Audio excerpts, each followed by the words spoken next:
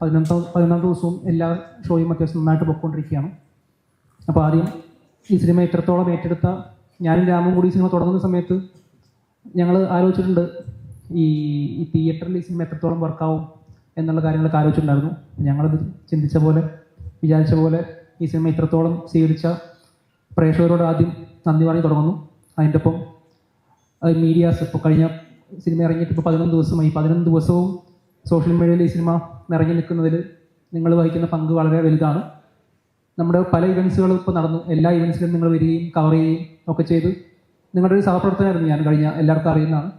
അപ്പോൾ നല്ല രീതിയിൽ സപ്പോർട്ട് ചെയ്തിട്ടുള്ള നിങ്ങളോടുള്ള നന്ദിയും ആദ്യം പറയുന്നു. അതിൻ്റെ ഒപ്പം തന്നെ ഈ സിനിമ സംഭവിക്കാൻ ഒരുപാട് പ്രാവശ്യം ഞാൻ പറഞ്ഞിട്ടുള്ളതാണ്. ഒരുപാട് പേരുടെ സമ്മതമുണ്ടെങ്കിൽ മാത്രം സമ്മതിക്കുന്ന ഒരു സിനിമയായിരുന്നു. അതിൽ മമ്മൂക്ക ഉൾപ്പെടെ ബാക്കിയുള്ള മമ്മൂക്കോടെ ഇല്ല, ബാക്കി എല്ലാവരും ഇവിടെ ഉണ്ട്. ഈ പറയുന്ന ഞാൻ സിനിമ കണ്ട് വളർന്ന സമയത്ത് ഞാൻ ജനിക്കുന്നതിന് മുമ്പ് സിനിമകൾ ചെയ്ത് തുടങ്ങിയിട്ടുള്ള ആൾക്കാരാണ്.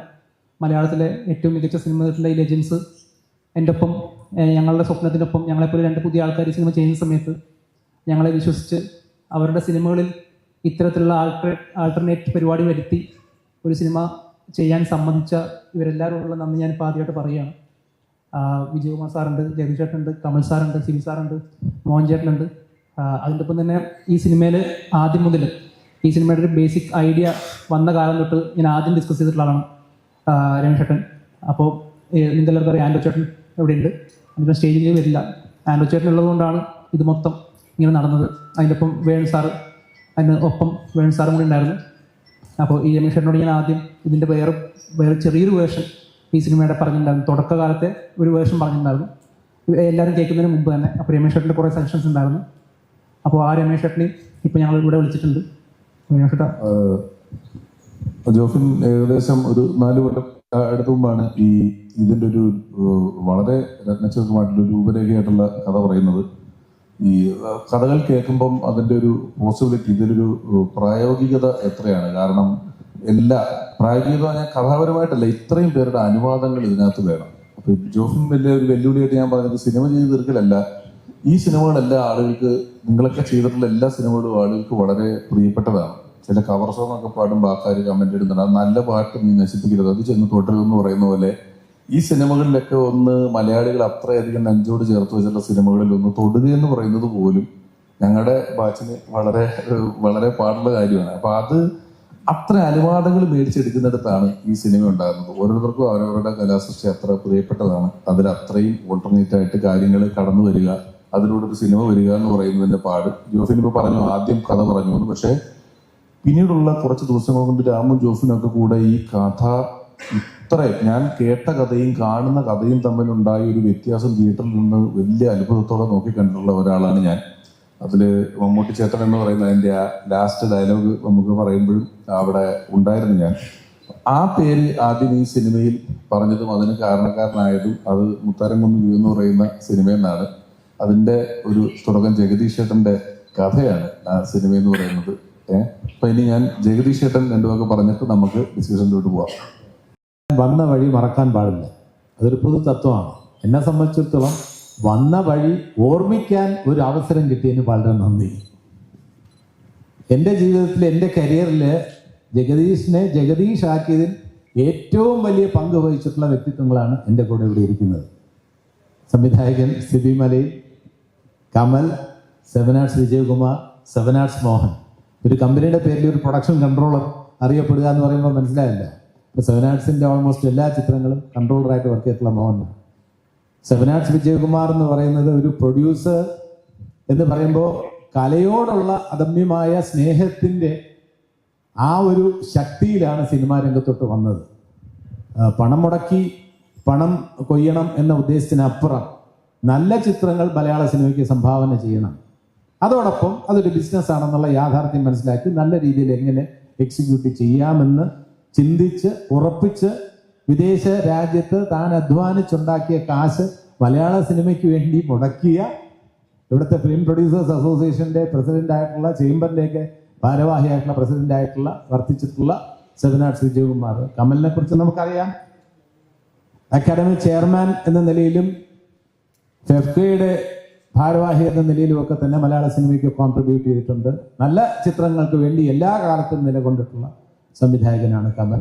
സൂപ്പർ താരങ്ങളുടെ ചിത്രം എടുക്കുമ്പോഴും താരങ്ങളുടെ ഇമേജിന്റെ പിന്നാലെ പോകാതെ അവരുടെ നല്ല ചിത്രങ്ങളായിരിക്കണം മലയാള സിനിമയ്ക്ക് നൽകേണ്ടതെന്ന് വിശ്വസിച്ച സംവിധായകൻ കമൽ. സിബി മലയിലിനെ കുറിച്ചും എനിക്ക് പറയാനുള്ളത് അത് തന്നെയാണ്. സിബി എല്ലാ കാലത്തും, സിബിയെ കുറിച്ച് പറയുമ്പോൾ എനിക്ക് ഒരുപാട് പറയാനുണ്ട്. അത് നിങ്ങളുടെ ചോദ്യങ്ങൾക്ക് മറുപടിയാക്കി ഞാൻ പറയാം. ഞാൻ പെട്ടെന്ന് ഓർക്കുന്നത് ഓർഡർ അമ്മാവ് ആളറിയാമെന്ന് എൻ്റെ രണ്ടാമത്തെ ചിത്രത്തിൽ അസോസിയേറ്റ് ഡയറക്ടറായിരുന്നു സിബി മലയിൽ. ഓർഡർ അമ്മാവ് ആളറിയാമെന്ന ചിത്രത്തിൽ ഹോട്ടൽ അമൃതയിൽ നിന്നും എൻ്റെ ബജാജ് പ്രിയ എന്ന സ്കൂട്ടറിൽ ഞങ്ങൾ ഒരുമിച്ച് മെർലാൻ സ്റ്റുഡിയോ വരെ പല ദിവസവും ഷൂട്ടിങ്ങിന് പോയിട്ടുണ്ട്. അപ്പോൾ ആ ആത്മബന്ധം നമുക്ക് ഊഹിക്കാം. ഇന്ന് അങ്ങനെ ഒരു കാര്യം നമുക്ക് ആലോചിക്കാൻ കഴിയില്ല. അത് ഒരു പോരായ്മയായിട്ട് ഞാൻ പറയുന്നില്ല. കാലത്തിൻ്റെതായിട്ടുള്ള ഒരുപാട് മാറ്റങ്ങളുണ്ട്. അപ്പോൾ ഇന്നത്തേതെല്ലാം തെറ്റാണെന്നും അന്നത്തേതെല്ലാം ശരിയാണെന്നും സമർത്ഥിക്കാൻ ഞാൻ ആളില്ല. പക്ഷെ അന്നുണ്ടായിരുന്ന കുറേ രസങ്ങൾ, കുറേ സൗകര്യങ്ങൾ, കുറേ സൗന്ദര്യങ്ങൾ ബന്ധങ്ങളിൽ ഉണ്ടായിരുന്ന ആ കാര്യങ്ങൾ ഒക്കെ തന്നെ ഞാനൊരു തുടക്കക്കാരൻ നിലയിൽ എൻ്റെ അഭിനയം ശരിയാകുന്നുണ്ടോ എന്നൊക്കെ ഞാൻ ചോദിച്ചിരുന്നത് സിബിയോടാണ് കൂടുതൽ. പ്രിയനോടും അതോടൊപ്പം തന്നെ സിബിയോട്, പിന്നെ ശ്രീനിവാസനോടും. ഇവിടെ ഏറ്റവും കൂടുതൽ സാന്നിധ്യം വേണ്ടിയിരുന്ന ഒരു വ്യക്തിത്വം എന്ന് പറഞ്ഞാൽ ശ്രീനിവാസൻ്റെതാണ്. കഥ എൻ്റേതാണെങ്കിലും മുത്താരം കുന്നിൻ്റെ ആ സ്ക്രിപ്റ്റ് രൂപത്തിലാക്കിയത് ശ്രീനിവാസനാണ്. എൻ്റേത് വേണമെങ്കിൽ കഥാബീജം എന്ന് മാത്രമേ വിശേഷിപ്പിക്കാൻ കഴിയൂ. ഇതിലെ അമ്മിണിക്കുട്ടി ഉൾപ്പെടെയുള്ള മമ്മൂക്കയുടെ സാന്നിധ്യം ഉൾപ്പെടെയുള്ള കാര്യങ്ങളെല്ലാം ശ്രീനിവാസന്റെ കോൺട്രിബ്യൂഷനാണ്. എൻ്റെ സഹൃദയ സമക്ഷം എന്ന നാടകത്തിൽ ഇതിൻ്റെ കഥയുണ്ട്. ഈ ഫയൽമാന്റെ കഥയുണ്ട്, ഫയൽമാന്റെ മകളുണ്ട്, ഫയൽമാന്റെ മകളുടെ പ്രേമമുണ്ട്. അതിനെല്ലാം തന്നെ പുതിയ ഒരു ഭാഷ്യം കൊണ്ടുവന്നത് ശ്രീനിവാസൻ എന്ന മലയാള സിനിമയുടെ തന്നെ കരുത്താണ്, സമ്പത്താണ്, എൻ്റെ ഏറ്റവും അടുത്ത സുഹൃത്താണ്. ഇനി രമേശിലേക്ക് ഞാൻ മൈക്ക് കൈമാറുന്നു. അതോടൊപ്പം നിങ്ങളുടെ ചോദ്യങ്ങളുടെ ഉത്തരമായിട്ട് ഇവരുമായിട്ടുള്ള എൻ്റെ ബന്ധത്തെക്കുറിച്ചൊക്കെ ഞാൻ രാമുവായിട്ടാണ് എനിക്ക് കൂടുതൽ സംസാരിക്കാനൊന്നും പറ്റാത്ത രാമുവിൻ്റെ സാന്നിധ്യം എനിക്ക് സന്തോഷം പകരുന്നു. ജോഫിൻ എൻ്റെ അടുത്ത് പ്രീസ്റ്റില് അഭിനയിച്ചു, അതൊരു വൻ ഹിറ്റായി തീർന്നു. ആ പ്രീസ്റ്റിന്റെ സമയത്ത് തന്നെ ജോഫിനെയും ഈ ആൻഡോയും അല്ലെങ്കിൽ വേണു കുന്നപ്പള്ളിയൊക്കെ അടുപ്പിച്ചതിൻ്റെ ഒരു കാര്യം ജോഫിന്റെ കഴിവ് മാത്രമല്ല, വിനയമുള്ള വളരെ ലാളിത്യമുള്ള ഒരു ചെറുപ്പക്കാരൻ. നമുക്ക് സെറ്റിൽ വർക്ക് ചെയ്യുമ്പോൾ നമ്മളോട് സംസാരിക്കുമ്പോൾ നമുക്ക് സ്നേഹം, ബഹുമാനം തരുന്നതിനപ്പുറം സ്നേഹത്തോടു കൂടി പെരുമാറുക, അത് പ്രീസ്റ്റിൽ ഞാൻ അനുഭവിച്ചു. അതിനുശേഷം ഇതിന്റെ കഥ വന്ന് പറഞ്ഞപ്പോൾ ഈ രമേശ് സൂചിപ്പിച്ച പോലെ ആ കഥയ്ക്ക് ഇത്രയും സാധ്യതകളുണ്ടെന്ന് മനസ്സിലാക്കിയത് സിനിമ കണ്ടപ്പോഴാണ്. ഞാൻ 2 പ്രാവശ്യം സിനിമ കണ്ടു. ഒന്ന് തിരുവനന്തപുരത്ത് ഫസ്റ്റ് ഡേ കണ്ടു, പിന്നെ അതിനുശേഷം ചെന്നൈയിൽ എൻ്റെ കുട്ടികളെല്ലാം കൂടെ ചേർന്ന് ഞങ്ങൾ ഈ പൊങ്കൽ അവധിക്ക് ഞങ്ങൾ അവിടെ പോയിരുന്നു. അപ്പോൾ എൻ്റെ സകുടുംബം ഞങ്ങൾ എല്ലാവരും കണ്ട് അവർക്കും എല്ലാവർക്കും വളരെയധികം ഇഷ്ടപ്പെട്ട ഒരു സിനിമ. അപ്പോൾ 2 പ്രാവശ്യം, അടുത്ത കാലത്ത് ഒരു സിനിമയും ഞാൻ 2 പ്രാവശ്യം കണ്ടിട്ടില്ല. വീണ്ടും ഞാൻ കാണാൻ ഉള്ള അവസരവും ഭാഗ്യം എനിക്കുണ്ടായി. അതും കുടുംബാംഗങ്ങളോടൊപ്പം ഇരുന്ന് കാണാനുള്ള ഭാഗ്യം എനിക്കുണ്ടായി. ഇനി രമേശിലേക്ക് മൈക്ക് കൈമാറുന്നു. ചോദ്യങ്ങളുടെ ഉത്തരമായി ഇവരുമായിട്ടുള്ള ബന്ധങ്ങളെക്കുറിച്ച് നിങ്ങൾ ചോദിച്ചാൽ അതിനെക്കുറിച്ച് എനിക്ക് ഒരുപാട് പറയാനുണ്ട്. അതിന് ഈ സമയമൊന്നും പോരാ. എന്നാൽ ഈ സമയ പരിമിതിക്കുള്ളിൽ നിന്ന് എന്ത് വേണമെങ്കിലും നിങ്ങൾക്ക് ചോദിക്കാം. ചോദ്യത്തിന് പരിമിതികളൊന്നുമില്ല, ഒരു ലിമിറ്റേഷൻ വയ്ക്കുന്നില്ല, ഇന്നതേ ചോദിക്കാവൂ, അങ്ങനെ ഒന്നും പറയുന്നില്ല. നിങ്ങൾക്ക് ചോദിക്കാനുള്ളത് കഴിയുന്നതും ഈ ചിത്രവുമായിട്ടും ഈ ചിത്രത്തിന്റെ ഇങ്ങനെയുള്ള ഒരു പിന്നിലുള്ള കഥയും ബന്ധപ്പെടുത്തി ചോദിച്ചാൽ നന്നായിരിക്കും എന്ന അഭ്യർത്ഥനയോടെ രമേശ്. അതെ, ഒക്കെ നമ്മൾ കാണിക്കുന്നുണ്ടല്ലോ. ഞങ്ങൾക്കൊക്കെ ഇപ്പം എന്തുകൊണ്ട് കലാകാരനാവണമെന്ന് ആഗ്രഹിച്ചു, അല്ലെ ജോഫിൻ സിനിമയാണെന്ന് ആഗ്രഹിച്ചു പറഞ്ഞാൽ ഞങ്ങളുടെ ഏറ്റവും വലിയ ഭാഗ്യം നമുക്ക് കിട്ടുന്ന, നമ്മളെ ആൾക്കാർ തിരിച്ചറിയുന്നതിനപ്പുറം നിങ്ങളെപ്പോലുള്ള ആളുകളുടെ അടുത്തെത്താനും നിങ്ങളോടൊക്കെ സംവേദിക്കാനും ഉള്ളൊരു അവസരം കലാകാരനായിട്ട് കിട്ടി എന്നുള്ളതാണ്. അപ്പൊ ഞാനിലോ അല്ലെങ്കിൽ അതുപോലുള്ള സിനിമ മാഗസിനുകളിലോ ഉള്ള നിശ്ചല ചിത്രങ്ങൾക്ക് അപ്പുറം ഒരു സിനിമയുടെ ലൊക്കേഷൻ കാണാനുള്ള യാതൊരുവിധ സൗകര്യങ്ങളും ഇല്ലാതെയാണ് ഞാനും ജോഫിനും ഉൾപ്പെടുന്ന ഒരു ബാച്ച് വളർന്നു വന്നിട്ടുണ്ട്. അപ്പം ഈ സിനിമയുടെ കാതോട് കാതോരത്തിൽ ലൊക്കേഷനൊക്കെ അവതരിപ്പിക്കുമ്പം കമൽ സാറിന്റെ മകനാണ്, കമൽ സാറിന്റെ ചെറുപ്പക്കാരനായിട്ട് അത് അല്ല. ഒരാൾ എന്നോട് ചോദിച്ചു അത് ആണോ ചെയ്തേക്കുന്നതെന്നുള്ളത്. അത്ര രൂപ സാദൃശ്യമുണ്ടല്ലോ. അപ്പം ആ ലൊക്കേഷൻ, സാറ് തിയേറ്ററിൽ പടം കണ്ടോ, ആ ലൊക്കേഷൻ വീണ്ടും കാണുമ്പോൾ അതിന് എന്തുമാത്രം ആ ലൊക്കേഷൻ മറ്റേ ലൊക്കേഷൻ സാമ്യത ഉണ്ടായിരുന്നു. അയ്യോ, ഞാൻ കണ്ടപ്പോൾ ഞെട്ടിപ്പോയി. കാരണം ഒരുപാട് സാമ്യമുണ്ട്. ഞാൻ വിചാരിച്ച് റിയൽ ആയിട്ടുള്ള സ്ഥലത്ത് തന്നെയാണ് ഷൂട്ട് ചെയ്തത്. ഇപ്പോഴും ഇവിടെ ചോദിക്കുന്നത്, പ്രത്യേകിച്ച് പള്ളി, ആ പള്ളി അതേ പള്ളി തന്നെയാണ് നമ്മൾ ഷൂട്ട് ചെയ്തത്? അല്ല, നമ്മൾ പള്ളി CG ആണ്. ആ CG ആണ്. അയ്യോ, കാരണം തരോ അതേപോലെ തന്നെ ഉണ്ട്. നിങ്ങൾ കാതോട് കാതോരം കണ്ടിട്ടുണ്ടെങ്കിൽ മനസ്സിലാവും. സെയിം സ്റ്റെപ്സ്, അങ്ങനെയുള്ള പള്ളിയുടെ എല്ലാ ഇതുണ്ട്. ഞാനിപ്പോൾ മോഹൻ്റെ അടുത്ത് ചോദിക്കുന്നത് നമ്മൾ എവിടെയായിരുന്നു ഷൂട്ട് ചെയ്ത് കറക്റ്റ് ചെയ്യണമെന്ന് എനിക്ക് ഓർമ്മയില്ല. അപ്പം തിരുമടിക്കുന്ന് പള്ളി. തിരുമടിക്കുന്ന് പള്ളി അത് ആ പള്ളി ഷൂട്ട് ചെയ്തിട്ടുണ്ട്. പക്ഷെ അത് പുതിയ വേഷം.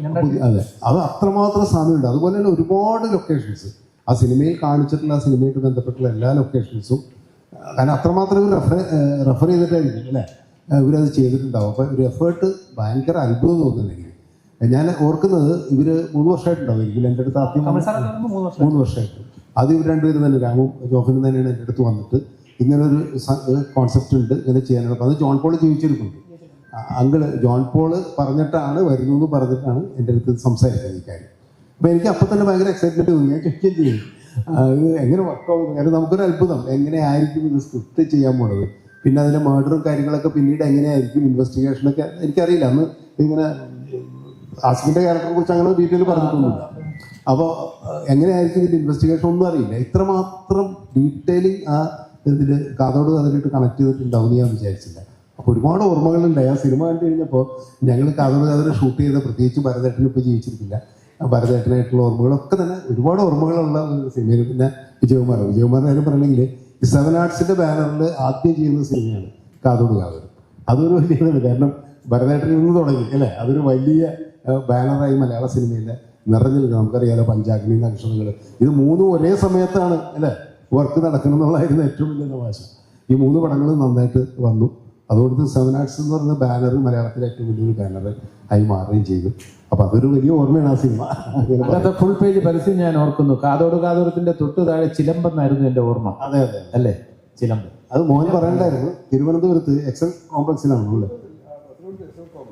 എസ് എൽ കോംപ്ലക്സിൽ ഒരേ സമയത്ത് 7 ആർട്സിന്റെ 4 ഫിലിം ഓടിക്കുന്ന കോംപ്ലക്സ് ഒരു യൂണിക്. കാരണം കാതോട് കാതോരം കണ്ടിന്യൂ ചെയ്യുന്നു. പഞ്ചാഗ്നി 200 ഡേയ്സോളം അവിടെ റൺ ചെയ്യുന്നുണ്ടായിരുന്നു. നക്ഷത്രങ്ങൾ ഓടിക്കുന്നു.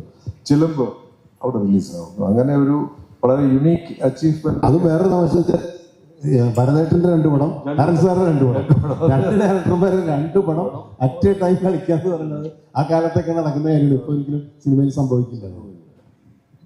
എങ്ങനെയാ ഒരു വിശ്വാസം തോന്നി ആ സിനിമ എടുക്കുന്നു, അതിന് ഇത്രയധികം മാനിപ്പുലേറ്റ് ചെയ്യുന്നു എന്ന് പറയുന്നിടത്തുള്ളൊരു വിശ്വാസത്തിലേക്ക് എത്തിയത് എങ്ങനെയായിരുന്നു? അതല്ല അവിടെ വിജയകുമാർ സാറിനോട് ചോദിച്ചത്. ഈ സിനിമ വന്നപ്പോ സാറിന് ആ സിനിമയിലെ ഒരു അനുഭവം നമ്മൾ എടുക്കുവാണല്ലോ, ഓൾറെഡി ഉള്ള ഒരു പ്രൊഡക്റ്റ് ഇത്രയും മാനിപ്പുലേറ്റ് ചെയ്യാണല്ലോ. കുറച്ചൊന്നും അല്ല, കുറെ അധികം അതിന്റെ കൺട്രോളർ, നിർമ്മാതാവ്, ഒരുപാട് കാര്യങ്ങൾ അതിൽ മാനിപ്പുലേറ്റ് ചെയ്യുന്നുണ്ട്. ഒരു വിശ്വാസത്തിലേക്ക് എത്തിയത് ഇപ്പൊ സിനിമ കാണുമ്പോൾ ഓക്കെ, കാണുന്ന എല്ലാവർക്കും അത് ഓക്കെയാണ്. പക്ഷെ ഈ കഥയായി കേൾക്കുമ്പോൾ ഇത് വീണ്ടും വിശ്വസിക്കാവുന്ന ഒരു അവസ്ഥയായിട്ട് തോന്നിയത് എങ്ങനെയാണ്? അതിന് എൻ്റെ ഒരു ആൻസർ വെച്ചപ്പോൾ കാതോട് കാതോരം സിനിമയിൽ നിന്നും ഒരു ഇൻസ്പയർ ചെയ്ത ഒരു ബാക്ക്ഡ്രോപ്പ്, ഇതൊരു സീക്വൽ അല്ല, ടേക്ക് ഓഫ് അല്ല. ആൻഡ്രോ എന്നെ വിളിച്ചിട്ട് ഇങ്ങനെ ഒരു കാര്യം ആദ്യം ഫോണിൽ കിട്ടിയാണ് സംസാരിക്കുന്നത്. അപ്പം ഞാൻ വിചാരിച്ച ആൻഡ്രോ പറയുന്നത് സാധാരണ നമ്മൾ കേൾക്കുന്ന ഒരു സബ്ജക്റ്റിന്റെ റീമേക്ക് എന്ന് പറഞ്ഞ്, സീക്വൽ ആകാം, പ്രീക്വൽ ആകാം, രണ്ടും ആകാം. അപ്പൊ ഇത് വല്ലതാണ്. അപ്പൊ ആൻഡ്രോ എത്തും ആൻഡ്രോ അല്ല, അതിന്റെ ഒരു ബാക്ക്ഡ്രോപ്പ് വെച്ച് നമുക്ക് ഞാൻ ആൻഡ്രോയ്ക്ക് എന്താ ഇപ്പോൾ ഇതിന് കാതോട് അതിനെ ബേസ് ചെയ്തൊരു ബാക്ക്ഗ്രൗണ്ട് വരുന്ന ഒരു ഫിലിം തുടങ്ങിയില്ലേ, ആൻഡ്രോ ധൈര്യമായിട്ട് വിളിച്ചു. ഇത് പിന്നെ നമുക്ക് മറ്റു കാര്യങ്ങളൊന്നും ആൻഡ്രോ അതുകൊണ്ട് പ്ലാൻ ചെയ്യുക. അല്ല, എനിക്ക് ഏറ്റവും ചില മെറ്റീരിയൽസും കാര്യങ്ങളും കുറച്ച് സംഭവം വേണം. അതിൻ്റെ ആർട്ട് ഡയറക്ടർ വരും. അപ്പോൾ ഞാൻ എൻ്റെ ഉള്ളതെല്ലാം തരാം. ഭാഗ്യത്തിന് ആൽബം ഉണ്ട്, പക്ഷേ ആൽബത്തിൽ പല ഫോട്ടോസും സ്റ്റക്കായിട്ട് ഇങ്ങനെ ഊട്ടി. എത്ര വർഷമായിട്ട് 40 വർഷമാണ്. അപ്പോൾ ആ ആൽബം ഇരിപ്പുണ്ട്. അങ്ങനെ വട്ട് എവർ മെറ്റീരിയൽ, വട്ട് എവർ അവൈലബിൾ, ആൻഡ്രോ ഔട്ട് എടുക്കുക, പടം ഓൺ നടക്കട്ടെ. ഇതായിരുന്നു എൻ്റെ ഫസ്റ്റ് റിയാക്ഷൻ. സെക്കൻഡ്ലി പടം തുടങ്ങി, പടം റിലീസാവുന്നവരെ സത്യത്തിൽ ഈ എന്താണ് ഈ സിനിമ എന്നോ എങ്ങനെയായിരിക്കും ഈ ഒരു സിനിമ ഷേപ്പ് ഔട്ട് ചെയ്യുന്നതിനെ പറ്റി എനിക്ക് വലിയ നോളജൊന്നും ഇല്ലായിരുന്നു. ഞാൻ മദ്രാസിൽ താമസമായതുകൊണ്ട് ഇവിടെ വലിയ ഇൻട്രാക്ഷൻ ഉണ്ടായിരുന്നു. പക്ഷെ ഞാനിപ്പോൾ സിനിമ കണ്ടപ്പോൾ എനിക്ക് തോന്നിയത് കാതോട് കാതോരത്തിലെ ക്യാരക്ടറും അതിൽ നിന്ന് ഉത്ഭവിച്ച ഒരു ബാക്ക്ഗ്രൗണ്ടും എല്ലാം 100% ജസ്റ്റിഫൈഡ് ആയിട്ട് കൺവിൻസിങ് ആയിട്ട് വന്ന അതിമനോഹരമായ ഒരു പടമാണിത്. ഈ ബാക്ക്ഗ്രൗണ്ട് ഇല്ലെങ്കിൽ ഈ പടം നല്ല മനോഹരമായ പടമാണ്. That is because the film by itself, അതിൻ്റെ ഒരു ഇൻവെസ്റ്റിഗേഷൻ, അതിൻ്റെ ഒരു സസ്പെൻസ്, അതിൻ്റെ ഒരു ട്രീറ്റ്മെൻറ്റിൻ്റെ പാറ്റേൺ ആൻഡ് ഇൻഫാക്ട് ഒരു ക്രൈം അല്ലെങ്കിൽ ഒരു ഇൻവെസ്റ്റിഗേറ്റീവ് ക്രൈം ഫിലിമിനകത്ത് കുറെ കൂടെ വയലൻസും ബഹളവും ഒക്കെയാണ് ഡോമിനേറ്റ് വരാറ്. ഇത് normally, but in this film it is more of സ്ക്രിപ്റ്റിംഗിൻ്റെയോ അല്ലെങ്കിൽ ഒരു ഇന്റലിജന്റ് ഇൻവെസ്റ്റിഗേഷൻ എന്ന് തോന്നുന്ന രീതിയിൽ അറ്റ് ദ സെയിം ടൈം ഓഡിയൻസിനെ പിടിച്ചിരുന്ന രീതിയിൽ ഒരു ഗ്രിപ്പ് കിട്ടണം. So that also is worked out. So I appreciate the team, director, writers and of course cast artist who perform. ഒരു അതിമനോഹരമായ ഒരു പടമായി വന്നത്. I'm very glad. കാതോട് കാതോരത്തിൽ ഇപ്പോൾ ജഗദീഷ് മുമ്പേ പറഞ്ഞ പോലെ ഇത്രയും വർഷങ്ങൾക്ക് ശേഷം നിയർലി 40 years കാതോട് കാതോരത്തിനെ ഒന്നുകൂടെ റിമെമ്പർ ചെയ്യാൻ, റിവൈവ് ചെയ്യാൻ ഈ പടം നിമിത്തമായി എന്നുള്ളത് it's also A great pleasure. നല്ല സംഭവമാണ്. ആൻഡ് ഐ എം ഗ്ലാഡ് ഇങ്ങനൊരു അസോസിയേഷൻ ഉണ്ടാകുന്ന സംഭവിച്ചു. Thank you. ആ ഒരു മുത്താരംകുന്ന് പിയോ എന്ന് പറയുന്ന സിനിമയുടെ ആ മമ്മൂട്ടി ചേട്ടൻ എന്ന് വിളിക്കുന്ന ഒരു പ്രദേശവും കത്തും അല്ലെങ്കിൽ ആ കാലത്തെ ലൊക്കേഷനും വീണ്ടും കണ്ടതിൽ തീർച്ചയായിട്ടും. കാരണം ഇതിന് വല്ലാത്തൊരു കോയിൻസിഡൻസ് ഉണ്ട്. അതായത് ഞാൻ ഈ സിനിമയെക്കുറിച്ച് ഇങ്ങനെ എൻ്റെ സോഷ്യൽ മീഡിയയിലേക്ക് വരുന്ന സ്റ്റിൽസൊക്കെ കാണുന്നുണ്ടായിരുന്നു. ഞാനും കമലും കൂടി ഇപ്പോൾ MD സാറിൻ്റെ മരിച്ചെടുത്തും തിരിച്ചു വരുമ്പോൾ കമൽ എൻ്റെ അടുത്ത് പറഞ്ഞു, ഇങ്ങനെ ഒരു പടം ഉണ്ടായിരുന്നു, കാതോട് കാതോരത്തിൻ്റെ പശ്ചാത്തലത്തിൻ്റെ സിനിമ അവർ ചെയ്യുന്നുണ്ട്, അതിനെ ബേസ് ചെയ്തിട്ട്. അതിനകത്ത് കമലായിട്ട് തന്നെ അഭിനയിച്ചു, മകൻ അഭിനയിച്ചു എന്നൊക്കെ പറഞ്ഞ് ഞങ്ങൾ യാത്രക്കിടയിൽ ഇങ്ങനെ സംസാരിച്ച് വരുന്നുണ്ടായിരുന്നു. അപ്പോൾ മുത്താരംകുന്നൻ്റെ റെഫറൻസ് ഒന്നും കമലിനും അറിയില്ലല്ലോ. ആൻഡ്രോയാണ് എന്നെ വിളിച്ചിട്ട് പറയുന്നത്, സാറ് ഈ പടം ഒന്ന് കാണണം, സാറും ഈ സിനിമയിലൊരു കഥാപാത്രമാണല്ലോ എന്ന് പറഞ്ഞു. അപ്പോൾ ഞാൻ വിചാരിച്ചു, ഞാൻ അഭിനയിച്ചിട്ടൊന്നുമില്ലോ, പിന്നെ ഞാൻ കഥാപാത്രമാകുന്നതെന്ന് വിചാരിച്ചു. എന്തായാലും സിനിമ കണ്ടപ്പോഴാണ് എനിക്ക് ആ റെഫറൻസൊക്കെ മനസ്സിലായത്. ഞാൻ പറഞ്ഞു വരുന്ന കോയിൻസിഡൻസ്, ഈ സിനിമ റിലീസ് ചെയ്തത് ജനുവരി 9 കൃത്യം 40 വർഷങ്ങൾക്ക് മുൻപ് ജനുവരി 7 ഞാൻ ഈ സിനിമയുടെ ഷൂട്ടിംഗ് തുടങ്ങുന്നത്. 40 വർഷങ്ങൾ കഴിഞ്ഞ ശേഷം എൻ്റെ ആദ്യത്തെ സിനിമ വീണ്ടും ആൾക്കാരുടെ ശ്രദ്ധയിലേക്ക് വരാനൊരു കാരണമാണ്.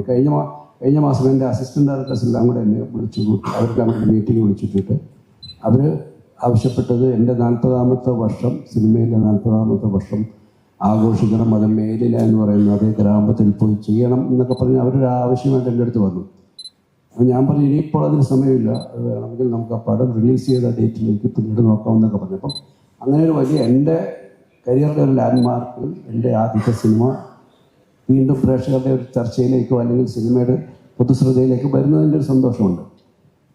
ഈ സിനിമയിൽ ജഗദീഷ് നേരത്തെ പറഞ്ഞതുപോലെ തന്നെ ജഗദീഷ് ആദ്യത്തെ ഇതിൻ്റെ ഒരു കഥാബീജം പറയുകയും ശ്രീനിവാസൻ അതിൽ നിന്നും അതിൻ്റെ ഒരു പുതിയ വേർഷൻ അല്ലെങ്കിൽ ശ്രീയുടേതായിട്ടുള്ള ചില ഇൻപുട്സ് അതിലേക്ക് കൊണ്ടുവന്നിട്ട് ഈ കഥ പറയുമ്പോൾ ഈ മമ്മൂട്ടി ചേട്ടൻ എന്ന് പറയുന്ന പ്രയോഗം പിന്നീട് മമ്മൂട്ടി തന്നെ ആ കത്തുകളെല്ലാം ഡബ് ചെയ്യണമെന്നുള്ളൊരു തീരുമാനമൊക്കെ എത്തുകയാണ്. ഞാൻ അന്ന് മമ്മൂട്ടി അന്ന് തിങ്കളാഴ്ച നല്ല ദിവസം എന്ന സിനിമയുടെ ഷൂട്ടിങ് തിരുവനന്തപുരത്തിന് അപ്പുറത്ത് എവിടെയോ നടക്കുകയാണ്. അപ്പോൾ പത്മനാഭ സാറിൻ്റെ പടമാണ്. ഞാൻ അവിടെ പോയി നിന്നാണ് അദ്ദേഹത്തെ വിളിച്ചത്. ഒരു മടിയില്ലാതെ വന്ന് നേരെ ഷൂട്ട് കഴിഞ്ഞ് വന്നാൽ ഇത് ഫുള്ളായിട്ട് ഡബ് ചെയ്യുകയും ചെയ്തു. ആ മമ്മൂട്ടി ചേട്ടൻ എന്ന പ്രയോഗം അന്നത്തെ കാലത്തും ആ സിനിമയുടെ രസങ്ങളുടെ ഭാഗമായിട്ട് ആൾക്കാർക്ക് അത് ഇഷ്ടപ്പെട്ടൊരു, മമ്മൂട്ടി അന്നൊരു വലിയ ഒരു സൂപ്പർ താരത്തിൻ്റെ പദവിയിൽ ഏറ്റവും ഉന്നതിയിൽ നിൽക്കുന്നൊരു കാലഘട്ടം കൂടിയാണ്. അതുകൊണ്ടാണ് മമ്മൂട്ടിയുടെ ഒരു ഫാനിനെ വെച്ചിട്ടൊരു സിനിമ ചെയ്യാനുള്ളൊരു പ്രചോദനം അത് തന്നെയാണ്, ആ സ്റ്റാർഡം കൊണ്ട് തന്നെയാണ്. സിനിമ കണ്ട് അവസാന ഭാഗത്തേക്ക് എത്തുമ്പോഴാണ് ജഗദീഷിൻ്റെ കഥാപാത്രം വിളിച്ച് പറയുമ്പോൾ തൊട്ടാണ് ഇതിൻ്റെ മുത്താരംകുന്ന് അതിലേക്ക് കയറുന്നത്. ഈ KJ ഹൗസ് എന്നൊക്കെ പറയുന്നത് അന്ന് ജഗദീഷ് ആ കഥയിൽ പറയുമ്പോഴാണ് എനിക്കത് ഓർമ്മ വരുന്നത്. അങ്ങനെ പല കാര്യങ്ങളെയും നമ്മുടെ പഴയ ഒരുപാട് ഓർമ്മകളെ തിരിച്ചു വന്ന വ്യക്തിപരമായിട്ട് അങ്ങനത്തെ ഒരു സിനിമ കൂടിയാണ് എനിക്ക്. 40 വർഷത്തോളം ഞാൻ സിനിമയിൽ, 40 ഞാൻ 45 വർഷമായി. എന്തായാലും ഈ സിനിമേൻ്റെ ഒരു കഥ വെച്ച് 40 വർഷം ഞാൻ സിനിമയിലുണ്ടല്ലോ. അപ്പോൾ 45 വർഷം ഞാൻ സിനിമയിൽ ലൈവായി നിൽക്കുന്നു എല്ലാവരും കാണിക്കാൻ പറ്റി. അത് എനിക്ക് ഭയങ്കര സന്തോഷം തോന്നുന്നു. പിന്നെ അഭിനയിക്കാൻ പറ്റും തോന്നുന്നുണ്ട്, അത് ആരെങ്കിലും വിളിച്ചാൽ അഭിനയിക്കാൻ. പിന്നെ ഈ സിനിമേൻ്റെ ഷൂട്ടിംഗ് സമയത്തിൽ നല്ല ഓർമ്മകളൊക്കെ ഉണ്ടായി. ആ ഷൂട്ടിംഗ് സിനിമ കണ്ടപ്പോൾ നമ്മൾ ഈ സിനിമയായിട്ട് ബന്ധപ്പെട്ട് സെവനാൻസിൻ്റെ ഫസ്റ്റ് പടമായിരുന്നു വിജയമത്സരം. അന്ന് സിനിമ എടുക്കാൻ വന്ന് ആദ്യമായിട്ട് ഞങ്ങൾ മീറ്റ് ചെയ്തത്. അന്ന് തൊട്ട് ശിവനാസിൻ്റെ അവസാന പടം വരെ ഞാൻ തന്നെ ചെയ്തുകൊണ്ടിരുന്നു. അപ്പോൾ അങ്ങനെ കുറേ നല്ല ഓർമ്മകൾ ഈ സിനിമകളുണ്ടായി. എൻ്റെ ഓർമ്മ ചെയ്യാൻ മോഹൻ്റെ ഫസ്റ്റ് പ്രൊഡക്ഷൻ കൊണ്ടുള്ള പടവും കഥ ബദലുമില്ലേ? അല്ല സാർ, ഫസ്റ്റ് പ്രൊഡക്ഷൻ കൺട്രോൾ വെച്ചാൽ അന്ന് ഞാനതിന് മുമ്പ് പിന്നെ ഭരതയുടെ ഫിലിം തന്നെ ചെയ്തിട്ടുണ്ട്. ലോറി എന്നുള്ള സിനിമ ചെയ്തിട്ടുണ്ട്. ലോറിയിൽ പക്ഷേ ഞാൻ മാനേജർ മാത്രമായിരുന്നു. പക്ഷെ പ്രൊഡക്ഷൻ കൺട്രോൾ എന്നുള്ള പേര് അതിന് മുമ്പ് പടത്തിന് സത്യമായിട്ടിൻ്റെ പടം പിന്നെ അടുത്തടുത്തുള്ള സിനിമയിലൊക്കെ ഞാൻ വർക്ക് ചെയ്തിട്ടുണ്ട്. ഓക്കെ. പിന്നെ വേറെ സുപ്രിയർ കുറെ ഫിലിം ചെയ്തിട്ടുണ്ട്. ഓക്കെ. അതൊരു കോയിൻസിഡൻസ്. അല്ല, ഇതിലെന്തോ ഈ കാതോർകാതരത്തിനുള്ള ഒരു ഇതുണ്ടായിരുന്നെങ്കിൽ ജോബിന് ഇതിനിടയിൽ ഒരു ദിവസം പെട്ടെന്ന് വിളിച്ചു, ചേട്ടാ ദേവദൂതർ പാടി എന്നുള്ള പാട്ട് മറ്റേ ചാക്കോച്ചന്റെ പടത്തില് എന്നാത്താം കേസ് കൂടില് വീണ്ടും വന്നിരിക്കുകയാണ്, അതിലെന്തെങ്കിലും സാധനങ്ങൾ. കാരണം ഇതിങ്ങനെ ഉരുട്ടി കൊണ്ടുവരുന്ന സമയത്താണ് ആ പാട്ട് വന്നത്. അപ്പം കഴിഞ്ഞതിന് അങ്ങനെ കൊല്ലം ആ പാട്ട് വീണ്ടും വരുന്നു, അത് ഗംഭീരമായിട്ട് ഹിറ്റാകുന്നു, ആ സിനിമ ഹിറ്റാകുന്നു. പിന്നെ അതെടുത്ത് ഇതിനകത്ത് ഉപയോഗിക്കുകയും ചെയ്യുന്നു, കണക്ട് ചെയ്തു. അതൊക്കെ വന്നു കഴിഞ്ഞ് കയറിയതാ. അത് കാരണം അതും അതിനകത്ത് ഞെട്ടിപ്പോയി അതാദ്യം കണ്ടപ്പോ എന്നുള്ളത്. ജോഫിന്റെ കൂട്ടുകാരൻ രാമു കാരണം ഇപ്പം ഈ ജോഫിൻ ഈ ആദ്യം പറഞ്ഞല്ലോ നിങ്ങളുടെ കൂട്ടത്തിലാണെന്നുള്ളത്. ജോഫിൻ ഒരു ഓൺലൈൻ മാധ്യമത്തിന്റെ ഉടമസ്ഥനായിരുന്നു. സിനിമ പ്രൊമോഷന്റെ ഒക്കെ ഭാഗമായിട്ട് നമ്മൾ ഓൺലൈൻ തരുന്ന സംഘത്തിലുള്ള ആളാണ് ജോഫിൻ. എൻ്റെ പടത്തിന്റെ പ്രൊമോഷനൊക്കെ വന്നിട്ടുണ്ട്. അപ്പം ജോഫിൻ ആ ഒരു മേഖല കുറച്ച് സുഹൃത്തുക്കളും ഒക്കെ ഉള്ള ഒരു സ്ഥലമാണ്. അവിടുന്നാണ് ജോഫിൻ സിനിമയെ സ്നേഹിച്ചിട്ടാണ് അതിലേക്ക് വന്നതും എല്ലാം. അപ്പൊ ഇപ്പം ഈ ദേവദൂതറിന്റെ താഴെ പോയി നോക്കി കഴിഞ്ഞാൽ ഈ സിനിമ കണ്ടതിന് ശേഷം ഒറിജിനൽ പാട്ടിൽ വന്നിട്ട് അവിടെ ഇയാൾ നിൽപ്പുണ്ടോ എന്ന് നോക്കുന്ന എത്ര പേരുണ്ട് യൂട്യൂബിൽ. അങ്ങനെ ഒരു കമന്റും സംഭവമൊക്കെ വന്നിട്ടുണ്ട്. ഇത് രാമൻ എവിടെ നിന്ന് തോന്നിയതാണ് ഇത് ഈ ആശയം? ഇതിന്റെ തുടക്കം എന്ന് പറഞ്ഞാൽ ഞാൻ 2013 ആദ്യമായിട്ട് അസിസ്റ്റന്റ് ഡയറക്ടറായിട്ട് വായമൂടി കേസ് മൽക്കാമയിൽ ബാലാജി മോഹൻ്റെ കൂടെ വർക്ക് ചെയ്തു. അപ്പം അന്ന് എനിക്ക് 21 വയസ്സായിരുന്നു ആദ്യമായിട്ട് അസിസ്റ്റന്റ് ഡയറക്ടർ വർക്ക് ചെയ്യുമ്പോൾ. അതിൻ്റെ ഒരു വർക്ക് പ്ലേസ് ഷോക്ക് എന്ന് പറയും. നമ്മൾ സെറ്റിലെത്തി കഴിയുമ്പോൾ നമ്മളതിൻ്റെ ജൂനിയർ ആർട്ടിസ്റ്റുകളുമായിട്ടുള്ളൊരു ഇടപെടൽ എന്ന് പറയുമ്പോൾ ആദ്യമായിട്ടാണ് ഈ എൻ്റെ ഒരു കംഫർട്ട് സോണിൽ നിന്ന് പുറത്തിറങ്ങി ഇതിൻ്റെ ഒരു പ്രഷർ ഉണ്ടല്ലോ സിനിമയുടെ, നമ്മുടെ ഇവരുടെ ഒരു അവസ്ഥ കാണുമ്പോൾ ഒരു ഷോക്ക് ഉണ്ട് ജൂനിയർ ആർട്ടിസ്റ്റുകളുടെ. അത് എൻ്റെ മനസ്സിൽ വല്ലാതെ കൊണ്ടൊരു സംഗതിയാണ് ഇമോഷണലി. അന്ന് അത് തമിഴ് പ്രൊഡക്ഷൻ കൺട്രോൾ ആയതുകൊണ്ട് തന്നെ ജൂനിയർ ആർട്ടിസ്റ്റ് കോർഡിനേഷൻ തന്നെയാണ് ഏൽപ്പിച്ചിരുന്നത്. ഇവിടുത്തെ കൊച്ചിയിലത്തെ കോർഡിനേഷൻ തന്നെയാണ് ഏൽപ്പിച്ചിരുന്നത്. അപ്പോൾ ഇത് അവരുടെ എന്തോ ഇമോഷണലി അന്ന് ഹുക്കിങ് ചെയ്തിരുന്നു. പിന്നെ ഞാൻ നോക്കുമ്പോൾ പിന്നെ ഞാൻ പലവട്ടം കണ്ട സിനിമകളിൽ, ഇപ്പോൾ എക്സാമ്പിൾ പറയുന്നത് ഗോഡ് ഫാദർ പോലെയൊക്കെ 100 വട്ടം കണ്ട സിനിമകളിൽ ഞാൻ ശ്രദ്ധിച്ചിരുന്ന പിന്നിൽ നിൽക്കുന്നവരാണ്. ഇവരെ ശ്രദ്ധിച്ചു തുടങ്ങിയപ്പോൾ ഇവർ പല സിനിമകളിലും ഉണ്ട്. ഇവരെ ഞാൻ അപ്പോഴാണ്, അതുവരെ ഞാൻ ശ്രദ്ധിച്ചിട്ടില്ല. ഇവർ 5-6 സിനിമകളിൽ ഞാൻ പിന്നെ നോട്ടീസ് ചെയ്യുമ്പോൾ ഇവരാണ് ഞാൻ ശ്രദ്ധിക്കുന്നത്. അപ്പോൾ നമ്മുടെ കൺമുന്നിലുണ്ടായിട്ടും കാണാതെ പോയവർ എന്നൊരു തോട്ടിൽ നിന്നാണ് അത് രേഖയിലേക്ക് എത്തിയത്. അത് ആ ചിന്ത എന്താ പറയുക വർഷങ്ങളോളം കൊണ്ടു നടന്ന് ഒരു പോയിന്റിലാണ് ഇങ്ങനൊരു ക്രൈമുമായി ബന്ധപ്പെട്ടിരിക്കുന്ന സമയത്താണ് ജോഫിന് ഞാനും കൂടി കൊച്ചിയിൽ അരവിന്ദൻ്റെ അത് സിനിമ കണ്ടുകൊണ്ടിരിക്കുമ്പോഴാണ് ഇൻ്റർവൽ സമയം ജോഫിനോട് ഈ ഒരു തോട്ടിൻ്റെ ഒരു ബേസിക് ഐഡിയ പറഞ്ഞു. അത് ജോഫിന് എന്തായാലും ചെയ്യണം നമുക്ക് ഇമ്മീഡിയറ്റ്ലി പറഞ്ഞു തുടങ്ങുന്നത്. അതാണ് ഇതിൻ്റെ ഒരു തുടക്കം എന്ന് പറയുന്നത്. മമ്മൂക്ക ഉണ്ടല്ലോ, മമ്മൂക്കനെ ഒന്ന് കാണണമല്ലോ ഇത്. കാരണം ഈ നമ്മൾ വിചാരിക്കുന്ന 100-200 കോടിയുടെ സിനിമകളിൽ പോലും ചെയ്തിട്ട് പല മുഖങ്ങളും നമുക്ക് ഒരു വ്യക്തതയും കൃത്യതയും ഇല്ലാതെ വരുന്നു എന്നുള്ളൊരു കാര്യം കൊണ്ട് ഈ ചെയ്ത പോർഷനുകൾ പല ഘട്ടങ്ങളായിട്ട് കാണിക്കാൻ ജോഫിൻ വരികയും ആ പോർഷനുകൾ കാണുന്നതിനകത്ത് ഈ ലാസ്റ്റത്തെ കത്ത് വായിക്കുന്ന സീനും കണ്ടതിന് ശേഷം മമ്മൂക്ക വീണ്ടും വിളിച്ചിട്ട് വെളുപ്പിന് 6 മണിക്ക് വിളിച്ചിട്ടാണ് മമ്മൂട്ടി ചേട്ടൻ എന്ന് പറഞ്ഞ് ഇത് തിരുത്തി ഡബ് ചെയ്തത്. ആദ്യ സിനിമയിൽ സ്നേഹപൂർവ്വം മമ്മൂട്ടി എന്ന് പറഞ്ഞ് വീരുന്നായിരുന്നു. അത് പറ്റത്തില്ല, മമ്മൂട്ടി ചേട്ടൻ തന്നെ നമുക്ക് ചെയ്യാം. പക്ഷെ അദ്ദേഹം വിദേശത്തേക്ക് പോവാണ്. അപ്പോൾ വെളുപ്പിന് തിരിച്ച് വലിച്ചിട്ടാണ് അത് ചെയ്തത്. അപ്പോൾ അദ്ദേഹത്തിന്റെ ഒരു അനുമതി വേണുചേട്ടനും മാൻഡോ ചേട്ടനുമായിട്ടും എല്ലാവരും ഉള്ള സൗഹൃദത്തിൽ വന്നിട്ടുള്ളതാണ്. അല്ല, അതിൻ്റെ ഒപ്പം തന്നെ വേറെ സംഭവം ഉള്ളത്, ഞാനും രാമും മമ്മൂക്കടുത്ത് പോയിട്ട് ആദ്യം കഥ പറയുന്ന സമയത്ത് ഈ മുത്താരം മമ്മൂട്ടിയോടെ ഇതുണ്ടായിരുന്നില്ല, അതിന് പകരം അത് വേറൊന്നായിരുന്നു. അപ്പോൾ നമുക്കത് കേട്ട് മൊത്തം കഥ കേട്ട് കഴിഞ്ഞ സമയത്ത് നമുക്ക് പറഞ്ഞത് ഇതുമായിട്ട് സമാനമായിട്ടുള്ളൊരു സംഭവം എൻ്റെ ലൈഫിൽ ഉണ്ടായിട്ടുണ്ട്. ഒരു ദിവസം നിങ്ങൾ ഇവിടുന്ന് ശ്രീനിവാസൻ സാറും സിബി സാറും കൂടി വന്നിട്ട് മമ്മൂക്ക അടുത്ത് വന്ന് ഇങ്ങനെ എനിക്ക് കത്ത് വരുന്നുണ്ട്, ആ കത്തിൽ മമ്മൂട്ടി ചോട്ടൻ എന്ന് പറഞ്ഞിട്ട് സംഭവമുണ്ട്, അത് ഞങ്ങൾക്ക് സിനിമയാക്കണം എന്ന് പറഞ്ഞു. അപ്പം മമ്മൂക്ക പറഞ്ഞു ഞാൻ അഭിനയിക്കില്ല എന്ന് പറഞ്ഞു. അപ്പോൾ നിങ്ങൾ അഭിനയിക്കേണ്ട, ഡബ് ചെയ്താൽ മതി എന്ന് പറഞ്ഞിട്ടൊരു സംഭവം ഉണ്ടായിട്ടുണ്ടായിരുന്നു. അത് ഇതുമായിട്ട് വേണമെങ്കിൽ നിങ്ങൾ കണക്ട് ചെയ്തോളൂ എന്ന് പറഞ്ഞ് മമ്മൂക്കയാണ് മുത്താരമൊന്ന് വീയുടെ റെഫറൻസ് ഞങ്ങൾക്ക് തരുന്നത്. അങ്ങനെയാണ് ഞങ്ങൾ സാധനം കണക്ട്. അപ്പോൾ എല്ലാവരും ചോദിക്കുന്നുണ്ട് എങ്ങനെ ഇത് ഇത്രയും ബ്രില്യൻ്റ് കണക്ട് ചെയ്യാൻ പറ്റിയെന്നുള്ളത്. പക്ഷെ അത് ഇങ്ങനെ വന്നൊരു സംഭവമാണ്. മമ്മൂട്ടിയാണ് കാരണം പോയതല്ലേ? അതെ അതെ അതിലേക്ക് ഒരു കാര്യം.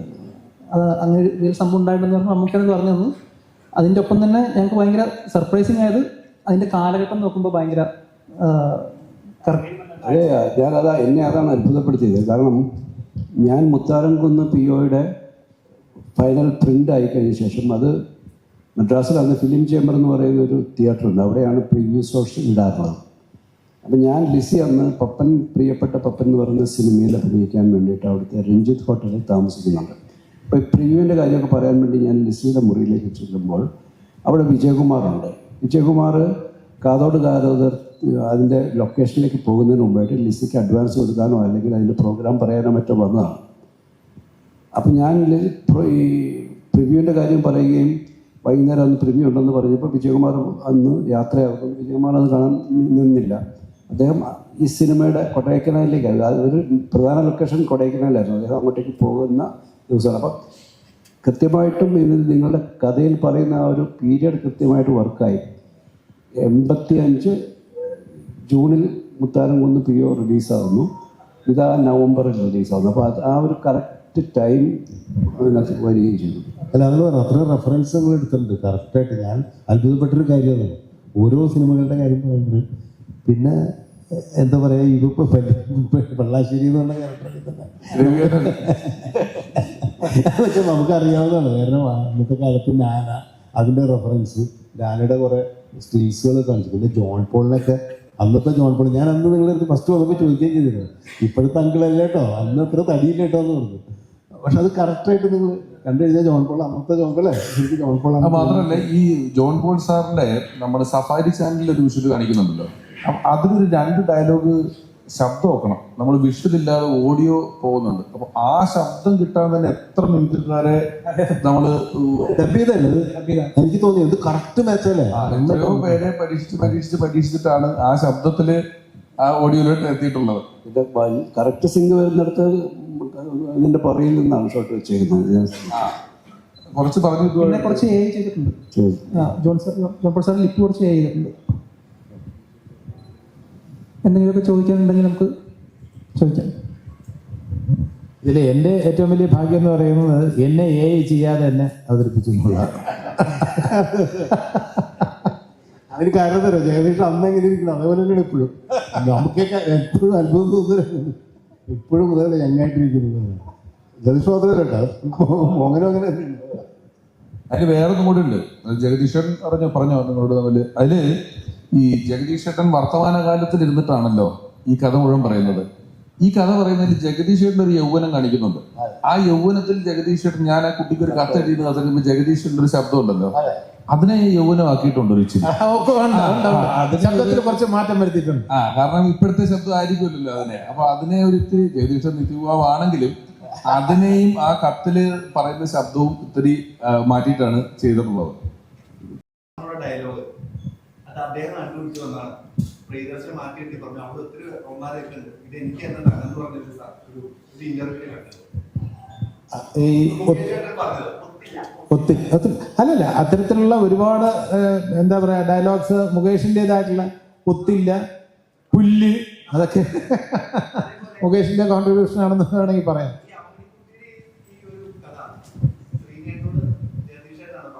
അല്ല, അമ്മിണിക്കുട്ടി ശ്രീനിവാസന്റെ കോൺട്രിബ്യൂഷനാണ്. അമ്മിണിക്കുട്ടി, KP അമ്മിണിക്കുട്ടി എന്നുള്ള പേരും എൻ്റെ കഥയിലെ നായികയുടെ പേര് വേറെയായിരുന്നു. അതിൽ രസകരമായിട്ടുള്ള ഒരു കാര്യം പറയാം. ഇതിൽ മുകേഷിന് കൊടുത്തിരിക്കുന്ന പേര് ദിലീപ് കുമാർ എന്നാണ്, ശ്രീനിവാസന് കൊടുത്തിരിക്കുന്ന പേര് ദേവാനന്ദ് എന്നാണ്. ഏറ്റവും ടോപ്പ് ആയിട്ടുള്ള 2 ഹീറോസിന്റെ പേരാണ് ഇതിൽ അവരുടെ കഥാപാത്രങ്ങൾക്ക് കൊടുത്തിരിക്കുന്നത്. അപ്പൊ ഇന്ന് ആലോചിക്കുമ്പോൾ എനിക്ക് സന്തോഷമുള്ള ഒരു കാര്യമുണ്ട്. അവർക്ക് വലിയ പേരുകൾ, വലിയ നടന്മാരുടെ പേരുകളാണ് കൊടുത്തത്. പക്ഷെ എൻ്റെ കഥാപാത്രത്തിന് ശ്രീനി തന്ന പേര് എനിക്ക് ഇന്ന് ഇഷ്ടമാണ്, വാസു. മലയാളത്തിന്റെ മണമുള്ള പേരാണ്. ഹിന്ദി നടന്മാരെ പിന്നിൽ പോയിട്ടില്ല. ഞാൻ സൈക്കിൾ ഷോപ്പുകാരൻ വാസുവാണ്.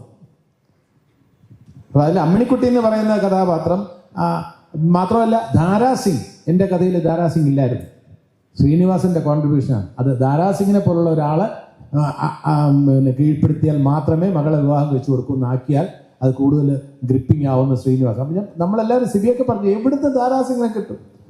അത് വേറെ കാര്യമുണ്ട്. ഈ താരാസിംഗ് ഞാൻ കേട്ടിട്ടുള്ളതാണ്, ഇപ്പൊ നമ്മളിപ്പോ ഈ സിനിമേനെ ഇങ്ങനെ കാണിക്കുവാണല്ലോ, മാനിപ്പുലേറ്റ് ചെയ്യുവാണല്ലോ.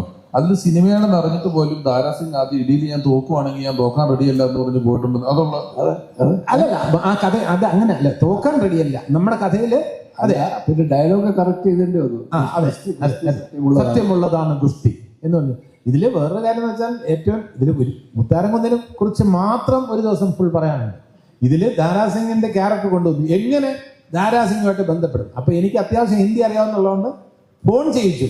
അന്ന് ഈ മൊബൈൽ ഫോണൊന്നും ഇല്ലല്ലോ. ഫോൺ ചെയ്ത് ദാരാസിംഗിന്റെ പ്രൈവറ്റ് സെക്രട്ടറിയോട് സംസാരിച്ച് ഇംഗ്ലീഷിലും ഹിന്ദിയിലും ഒക്കെ ആയിട്ട് പറഞ്ഞ് സിംഗ് സാബുമായിട്ട് ഒരു മീറ്റിംഗ് അറേഞ്ച് ചെയ്യണം.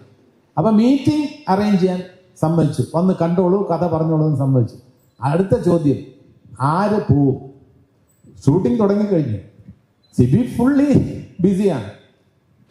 ശ്രീനിവാസൻ സീൻസ് എഴുതിക്കൊണ്ടിരിക്കുകയാണ്. കാരണം പക്ക ഓൺലൈനുണ്ട്. അപ്പൊ ആര് പോകും? അപ്പൊ പറഞ്ഞു ശ്രീനിവാസൻ, നീ തന്നെ പോകണം. ഞാൻ ഫ്ലൈറ്റിൽ കയറിയിട്ടില്ല, എനിക്ക് ഫ്ലൈറ്റ് ഞാൻ എന്താണെന്ന് പോലും എനിക്കറിയില്ല. അപ്പൊ ഞാൻ പറഞ്ഞു ഞാൻ തനിച്ചോ. അന്ന് ഒരു ഷൂസ്ട്രിങ് ബഡ്ജറ്റിൽ പടം എടുക്കുകയാണ്. കാരണം ഇത്ര ബഡ്ജറ്റ് എന്ന് ആദ്യമേ പറഞ്ഞിട്ടുണ്ട്. അപ്പൊ സിബി അതിൽ തീർത്തു കൊടുക്കാന്ന് പറഞ്ഞു. ആ വാക്ക് പാലിക്കുകയും ചെയ്തു. കാരണം ഇതിനകത്ത് ആ പടത്തിന് ഇത്രയും ഒരു അംഗീകാരം കിട്ടുമ്പോൾ പോലും ഒരു കാര്യം മനസ്സിലാക്കണം, അത് വളരെ ലിമിറ്റഡ് ബഡ്ജറ്റിൽ ആ ഇത്ര നിശ്ചിത ദിവസത്തിനുള്ളിൽ തീർത്ത പടമാണ്. ക്യാമറാമാൻ കുമാറിനെയും സിബിയെയും എത്ര അഭിനന്ദിച്ചാലും മതിയാവില്ല. കാരണം അതിൻ്റെ ഒരു ഭംഗി ഒട്ടും ചോരാത്ത രീതിയിൽ തന്നെ അത് ഷൂട്ട് ചെയ്തിട്ടുണ്ട്. അപ്പോൾ ദാരാസിംഗിനെ ബുക്ക് ചെയ്യണമെന്ന് പറഞ്ഞപ്പോൾ എൻ്റെ അടുത്ത് പോകാൻ പറഞ്ഞു. ഞാൻ ആദ്യമായിട്ട് അങ്ങ് പോയി അവിടെ ചെന്ന് സിംഗ് സാബിനെ കണ്ടു. അപ്പോൾ ഇവിടുന്ന് പറഞ്ഞത് അദ്ദേഹം അന്ന് പഞ്ചാബി സിനിമകൾ സംവിധാനം ചെയ്യുന്നുണ്ട്. പഞ്ചാബി സിനിമയിൽ വളരെ ബിസിയാണ്. ഹിന്ദി സിനിമയിൽ മർദ് പോലുള്ള സിനിമകളിലൊക്കെ ഗംഭീര വേഷം ചെയ്ത ആളാണ്. ഇവിടുന്ന് പറഞ്ഞു 2 ലക്ഷം രൂപ വരെയാണെങ്കിൽ ജഗദീഷ് കമ്മിറ്റ് ചെയ്തിട്ട് വരണം. അപ്പോൾ ഇവിടുന്നുള്ളവർ ഇവരെയൊക്കെ 10 ലക്ഷം ചോദിക്കും, 15 ലക്ഷം ചോദിക്കും. ഞാനവിടെ പോയി സിംഗ് സാബിൻ്റെ അടുത്ത് ഒരു കഥയൊക്കെ പറഞ്ഞു. കഥയൊക്കെ ഇഷ്ടപ്പെട്ടു. അവസാനം റെമ്യൂണറേഷൻ്റെ കാര്യം പറഞ്ഞപ്പോൾ എന്താണ് നിങ്ങൾക്ക് തരാൻ പറ്റുക എന്ന് ചോദിച്ചു. ഞാൻ പറഞ്ഞു, സാർ ഇത് റെമ്യൂണറേഷനായിട്ട് കണക്കാക്കരുത്. മലയാള സിനിമ എന്ന് പറഞ്ഞാൽ പഞ്ചാബി സിനിമയുടെയും വളരെ താഴെയാണ്. റവന്യൂ എന്ന് പറഞ്ഞാൽ വളരെ കുറവാണ്. നമ്മൾ നല്ല സിനിമകൾ എടുക്കുന്ന ആൾക്കാരാണ്. സാറ് വേറൊന്നും വിചാരിക്കരുത്, റെമ്യൂണറേഷൻ വിചാരിക്കരുത്. സാർ എന്നെ ഒന്നും ചെയ്യരുത്, എന്നെ ഒന്നും ചെയ്യരുതെന്ന് 10 പ്രാവശ്യം പറഞ്ഞിട്ട് ഞാൻ പറഞ്ഞു, സാർ 25,000 റുപ്പീസ് തരാം.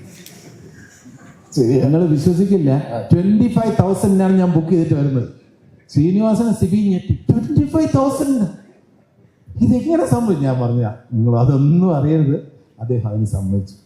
അത് അദ്ദേഹത്തിന്റെ വലിയ മനസ്സ്. എൻ്റെ വാചകത്തിന്റെ മെഡിക്കനേക്കാളും അദ്ദേഹത്തിന്റെ വലിയ മനസ്സായിട്ടാണ് ഞാൻ കാണുന്നത്. നല്ല സിനിമയ്ക്ക് വന്നു. ഇവിടെ വന്നപ്പോൾ ഒരുപാട് പ്രിപ്പറേഷൻസ്. നമ്മൾ ദാരാസിംഗിന് വേണ്ടി എത്ര കോഴി അറേഞ്ച് ചെയ്യണം, എത്ര മുട്ട അറേഞ്ച് ചെയ്യണം, എത്ര പാൽ അറേഞ്ച് ചെയ്യണം. സാധാരണ മനുഷ്യർ കഴിക്കുന്ന ഒരു ഫുഡിന് അത് അല്പം ഒരു വേറെ രീതിയിലുള്ള ഡയറ്റ് എന്നുള്ളതൊക്കെ കഴിഞ്ഞ് വേറെ ഒന്നും വേണ്ട, വേറെ ഒരു കണ്ടീഷൻസും ഇല്ല. നമ്മുടെ കൂടെ നമ്മളിൽ ഒരാളായി തന്നെ അവിടെ ഷൂട്ട് ചെയ്ത് ഏറ്റവും സ്നേഹത്തോടെയാണ് പിരിഞ്ഞത്. അദ്ദേഹത്തിന് വേണ്ടി ഡബ് ചെയ്തിരിക്കുന്നത് ഭാസി സാറിൻ്റെ സഹോദരനായ ചന്ദ്രാജി സാറാണ് ഡബ് ചെയ്തിരിക്കുന്നത്. അതാണ് മുത്താരംകുന്നിയുടെ ഒരുപാട് നല്ല അനുഭവങ്ങളുണ്ട്. ഒരുപാട് ഈ ദിലീപ് കുമാറിൻ്റെയും ദേവാനന്ദിൻ്റെയും ഈ അന്നത്തെ പ്രേമത്തിനൊരു പുതുമ കൊണ്ടുവരാൻ വേണ്ടിയാണ് ശ്രീനിവാസൻ. എങ്ങനെ പുതുമ കൊണ്ടുവരാൻ കഴിയും? ഈ നായകന്റെ പ്രേമത്തിന് ഒരു പുതുമ വേണം, എങ്കിലേ വർക്കാവും എന്ന് പറഞ്ഞിട്ട് അതാണ് ഈ ഒരു മമ്മൂട്ടി ഫാനാക്കി, അമ്മിണിക്കുട്ടിയെ മമ്മൂട്ടി ഫാനാക്കി. എന്നിട്ട് അമ്മിണിക്കുട്ടി കത്തെഴുതുമ്പോൾ ആ കത്ത് പൊട്ടിച്ച് വായിച്ച്, ഓ അത് ശരി. അപ്പൊ അതിന് മറുപടി മുകേഷ് തന്നെ എഴുതുന്നു, ഈ ദിലീപ് കുമാർ തന്നെ എഴുതി, അതും മമ്മൂക്കയുടെ ശബ്ദത്തിൽ തന്നെ നമ്മൾ കേൾപ്പിച്ചു. അപ്പോൾ അങ്ങനെ അമ്മിണിക്കുട്ടി കേട്ടിട്ട് വീണ്ടും ഈ പോസ്റ്റ് മാസ്റ്റർ കാണാൻ പോകുന്നു. അങ്ങനെയാണ് ആ കഥ കൂടുതൽ വികസിച്ചത്. കാണിക്കുന്നതിൻ്റെ അകത്തെ മമ്മൂക്കയുടെ ഫോട്ടോ വെച്ചിട്ട് അതിന്റെ ഹെഡിങ് നടൻ അഹങ്കാരമോ. നമുക്കുണ്ട് ആദ്യമേ ചോദിച്ചിട്ടില്ലെന്ന് തോന്നുന്നു. നാനയിലെ വാർത്ത എന്താണെന്ന്. ഓ അതിനകത്തും അത് തന്നെയാണോ പറഞ്ഞേക്കുന്നത്? 40 വർഷം മുമ്പുള്ള നാനയിലെങ്കിലും നല്ലത് കാണിക്കാൻ പാടില്ലായിരുന്നു എന്ന് ചോദിക്കുന്നുണ്ടായിരുന്നു. അത് നിനക്ക് എവിടുന്നാ ചോദിക്കുന്നത്? അത് കിട്ടിയത് നടൻ അഹങ്കാരമോ എന്നൊരു ആ ഒരു അന്നത്തെ കാലത്തെ പത്രസ്വഭാവവും മൊത്തത്തിലുള്ള സംഭവം വെച്ച് അങ്ങനെ ചെയ്തേ ഉണ്ടോ? അന്നും ഗോസിപ്പ് തന്നെ പ്രധാനം. അന്നും ഗോസിപ്പ് തന്നെയാണ് പ്രധാനം. ഇപ്പൊ ഓൺലൈനിൽ നിങ്ങൾ ഇടാറുണ്ടല്ലോ. ഇവനാരെങ്കിലും പറഞ്ഞു കൊടുക്കണോ? ഇവന് ഈ അടുത്ത കാലം വരെ അതായിരുന്നില്ല ജോലി.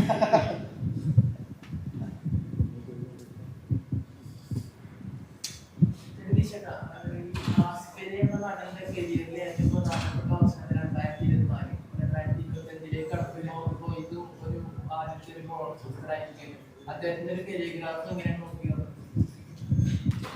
എന്റെയോ? ആസിഫ് അലി.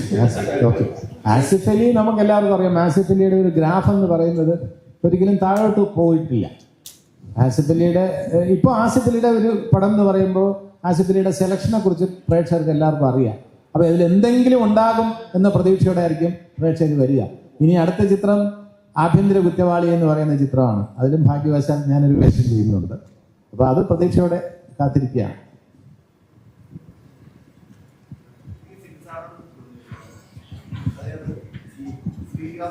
സ്ക്രിപ്റ്റ് എഴുതുന്നു, അതായത് പറഞ്ഞാണ് ലൊക്കേഷൻ സിലിട്ട് വെച്ച് ലൊക്കേഷൻ വണ്ടിയുടെ മുഖം മൊത്തം എടുത്താലാണ് സ്ക്രിപ്റ്റ് എഴുതാൻ പറ്റുള്ളൂ എന്നാണ് അദ്ദേഹം പറഞ്ഞത്. അപ്പോ ഒരു സ്ക്രിപ്റ്റ് ഫുൾ പ്രിപ്പയർഡ് ആയിട്ടില്ല, അദ്ദേഹം ലൊക്കേഷൻ വന്നാണ് സ്ക്രിപ്റ്റ് എഴുതുന്നത്. ഈ ലൊക്കേഷൻ എഴുതി സ്ക്രിപ്റ്റ് പ്രിപ്പയർ ചെയ്ത് സാറിന് വന്ന് ഈ ഷോർട്ട് ഡിവിഷനൊക്കെ ചെയ്തിട്ട് എപ്പോഴാണ് ഷൂട്ട് ചെയ്യാനുള്ള ടൈമിംഗ് എങ്ങനെയാണ് അന്ന് അഡ്ജസ്റ്റ് ചെയ്ത് വരുന്നത്? ഈ ജനറേറ്ററിന്റെ അല്ല, അത് ഞാൻ രണ്ടുപേരും മറുപടി പറഞ്ഞിട്ട് എനിക്ക് പറയാനുണ്ട്. ഈ ജനറേറ്ററിന്റെ പുക കേട്ടിട്ട് അല്ലെങ്കിൽ ശബ്ദം കേട്ടിട്ട് എഴുതുക എന്ന് പറയുന്നത് കുറച്ച് എക്സാജറേറ്റഡ് ആയിട്ട് നമ്മൾ തമാശയായിട്ട് പറയുന്നതാണ്. അത് ലോഹിയെക്കുറിച്ചും പറയാറുണ്ട്, ശ്രീനിയെക്കുറിച്ചും പറയാറുണ്ട്. പക്ഷേ ഇവർ രണ്ടുപേരും മിക്കവാറും സിനിമകൾ ഷൂട്ടിൻ്റെ പാരലായിട്ട് തന്നെയാണ് എഴുതിക്കൊണ്ട് പോകാറുള്ളത്. പക്ഷെ കഥയുടെ ഒരു ധാരണയുള്ളതുകൊണ്ട്, ഒരു വൺ ലൈൻ ഉള്ളതുകൊണ്ട് നമുക്ക് അറിയാം ഇന്ന് ഓരോ സീനിൻ്റെ കണ്ടന്റ് നമുക്കറിയാം. പക്ഷേ ഡീറ്റെയിൽ ആയിട്ടുള്ളൊരു സ്ക്രിപ്റ്റ് കിട്ടുന്ന അവസാന നിമിഷത്തിലായിരിക്കും. പക്ഷെ അതങ്ങ് ചെയ്ത് ഞങ്ങൾക്കൊക്കെ ശീലമായി. ആ ഒരു പ്രഷറിൽ നിന്നുകൊണ്ടാണ് എല്ലാ സിനിമകളും അക്കാലത്ത് ചെയ്തു വന്നിട്ടുള്ളത്. ഇപ്പം ഞാൻ ഭരതം ചെയ്തതും അങ്ങനെ തന്നെയാണ്. വല്ലാത്ത കഥയേ ഇല്ല, പാട്ടുകളൊക്കെ അപ്പം വരിക, അങ്ങനെയും ഷൂട്ട് ചെയ്തിട്ടുണ്ട്. ഇതെൻ്റെ ആദ്യത്തെ സിനിമയാണെന്ന് കൂടെ ആലോചിക്കണം. ഞാനങ്ങനെ 7 പടങ്ങളിൽ അസോസിയേറ്റ് അസിസ്റ്റൻ്റായിട്ടൊക്കെ വർക്ക് ചെയ്ത ശേഷം ആദ്യ സിനിമ വരുമ്പോൾ തന്നെ മുഴുവൻ സ്ക്രിപ്റ്റില്ലാതെ ചെയ്യേണ്ട ഒരു അവസ്ഥയിലാണ്. പക്ഷേ നമുക്ക് ഒരു ഗുണമുള്ളത്, നമുക്ക് എല്ലാ ആർട്ടിസ്റ്റുകൾക്കും അവൈലബിളാണ്, എല്ലാവരും ലൊക്കേഷനിലുണ്ട്. അപ്പം ഏത് സീൻ എപ്പോഴും എടുക്കണമെന്ന് വെച്ചാലും നമുക്ക് ആൾക്കാരുണ്ട്, ആർട്ടിസ്റ്റ് കൂടെയുണ്ട്. പിന്നെ നമ്മൾ ഈ ഒരു എക്സ്പീരിയൻസ് ഉണ്ട്. 7 സിനിമകളാണെങ്കിലും അതിനകത്ത് വലിയ രീതിയിൽ നമ്മൾ ഇൻവോൾവ് ആയിട്ടാണ് അസിസ്റ്റൻ്റായിട്ട് വർക്ക് ചെയ്തത്. അപ്പം ഇത്തരം പ്രഷറുകളൊക്കെ നേരിട്ട് തന്നെയാണ് അവിടേക്ക് എത്തുന്നത്. കമലിനും അതുപോലെ തന്നെ അതെ, എനിക്ക് വേറെ എന്താ വെച്ചാൽ ഇപ്പോൾ സിബി പറഞ്ഞതിൻ്റെ തുടർച്ച തന്നെയാണ്. ശ്രീനിവാസനായിട്ട് ചെയ്ത പടങ്ങളൊക്കെ തന്നെ ഒരു പടത്തിലും ഒരു ഫുൾ സ്ക്രിപ്റ്റ് നേരത്തെ എഴുതിയിട്ടില്ല. എല്ലാം ഡയലോഗ്സ് ലൊക്കേഷനിൽ നിന്നിട്ട് എഴുതിയിട്ടുള്ളത്. അതിലേറ്റവും എന്താ വെച്ചാൽ ഞാൻ ഒരു പ്രത്യേകത തോന്നിയെന്ന് വെച്ചാൽ ഡിസ്കഷൻ ഏകദേശം കുറേ നാളുണ്ടാവും. ഒരു 5-10 മാസമൊക്കെ ഇരുന്ന് ഞങ്ങൾ കഥ ഉണ്ടാക്കി സ്ക്രീൻ പ്ലേ ഉണ്ടാക്കിയിട്ട് ഏകദേശം സ്ക്രീൻ പ്ലേ കറക്റ്റായിരിക്കും. 1 ലൈൻ എന്ന് പറയുന്നത് നമ്മൾ 1 ലൈൻ പക്കായിരിക്കും. ഈ 1 ലൈൻ വെച്ചിട്ടാണ് ലൊക്കേഷൻ കാണാൻ പോകുന്നതും സോങ് കമ്പോസ് ചെയ്യുന്നതും ബാക്കി എല്ലാ കാര്യങ്ങളും 1 ലൈൻ വെച്ചിട്ടായിരിക്കും. ഒരു സീൻ പോലും എഴുതിയിട്ടുണ്ടാവില്ല. പക്ഷെ ലൊക്കേഷനിൽ വന്നു കഴിഞ്ഞാൽ ശ്രീനിയെ സംബന്ധിച്ചോളം ശ്രീനി ആ കാര്യത്തിൽ ഭയങ്കര ഓർമ്മയും കാര്യങ്ങളാണ്. അന്ന് ഡിസ്കഷനിൽ പറഞ്ഞിട്ടുള്ള ചില കാര്യങ്ങൾ ഞാൻ മറന്നത് പോലും ശ്രീനിയെ ഓർമ്മിക്കാറുണ്ട്. നമ്മൾ അന്ന് അങ്ങനെ ഒരു കാര്യം പറഞ്ഞിട്ടുണ്ടായിരുന്നു. അപ്പോൾ അത് സ്ക്രിപ്റ്റിൽ വരും, ഡയലോഗ്സിലെല്ലാം വരും എന്നുള്ളതാണ്. അപ്പോൾ അങ്ങനെ ഒരു കോൺഫിഡൻസ് ശ്രീനിയോട് എനിക്കുണ്ടായിരുന്നു. പക്ഷെ അത് തകർത്ത ഒരു സിനിമയുണ്ട്. കാരണം ചമ്പക്കുളം തച്ചതാണ്. ചമ്പക്കുളം തച്ചിൽ ഇതേപോലെ 1 ലൈൻ ഉണ്ടായിരുന്നു. ലൊക്കേഷനിലായി സോങ് ഒക്കെ ഇത് ഷൂട്ടിങ്ങിന് ലൊക്കേഷനിലെ ആർട്ടിസ്റ്റ് അടക്കം എത്തി. ശ്രീനിവാസൻ വേറൊരു പടത്തിൽ ഷൂട്ടിങ് അഭിനയിക്കുന്ന പുള്ളി ഹീറോയുടെ അഭിനയിക്കുന്ന പടം, അവിടെ ഹെൽഡപ്പായിട്ട് പുള്ളിക്ക് വരാൻ പറ്റില്ല. ഷൂട്ടിങ്ങിൻ്റെ തലേ ദിവസം രാവിലെ ഒരു ഉച്ചയായപ്പോഴാണ് പുള്ളി എത്തി. നല്ല പനിയായിട്ട് വരുന്നത്. അത് കിടന്നുറങ്ങി. എന്നിട്ട് രാത്രി എന്നോട് ചോദിക്കുക, ശ്രീനി നമ്മുടെ പടത്തിൻ്റെ കഥ എന്താണെന്ന്. പിറ്റേന്ന് രാവിലെ ഷൂട്ടിംഗ് തുടങ്ങുന്ന പടമാണ്. അതിൽ മധുസാറ്, കെ.ആർ. വിജയ, രംഭ, അന്ന് രംഭയല്ല അമൃത എന്നുള്ള പേര്, അവരടക്കം വന്നിരിക്കുകയാണ് പിറ്റേന്ന് കാലത്ത് എടുക്കേണ്ട സീനിൽ. ഞാൻ ഞെട്ടിപ്പോയി. എൻ്റെ ശ്രീനിയുടെ കഥയാണെന്ന് ആലോചിക്കണം. കഥ എന്താണെന്ന് എന്നോട് ചോദിച്ചു. ആ ശ്രീനിവാസൻ അന്ന് രാത്രി ഞങ്ങൾ ഇരുന്നിട്ട് ഫുൾ 1 ലൈൻ വായിക്കും. 1 ലൈൻ എൻ്റെ കയ്യിൽ കോപ്പി ഉണ്ട്, ശ്രീനിയുടെ പെട്ടിയിൽ ഇരിക്കേണ്ടി പോകും. ഞാൻ ആ കോപ്പി വെച്ചിട്ട് 1 ലൈൻ ഫുൾ വായിച്ചു കഴിഞ്ഞപ്പോൾ ശ്രീ ഒരു സംഭവങ്ങൾ കംപ്ലീറ്റ് ഉണ്ടല്ലോ, പെട്ടെന്ന് എല്ലാ കാര്യങ്ങളും ഓർമ്മ വന്നു. ആ കാര്യത്തിൽ സംഭവിച്ചു. നെക്സ്റ്റ് ടൈം ഞങ്ങൾ ഷൂട്ടിംഗ് തുടങ്ങിയെന്നുള്ളതാണ്. ആദ്യത്തെ ദിവസം സോങ്ങിൻ്റെ കുറച്ച് ഷോർട്ട്സ് എടുക്കും. ഇപ്പോൾ സിനിമയ്ക്കറിയാം, സിനിമ പല പടങ്ങളും അങ്ങനെയായിരിക്കും. സോങ് ആയിരിക്കും ആദ്യം ഷൂട്ട് ചെയ്യാം. കാരണം ലോഹിയുടെ സ്ക്രിപ്റ്റ് വരണം.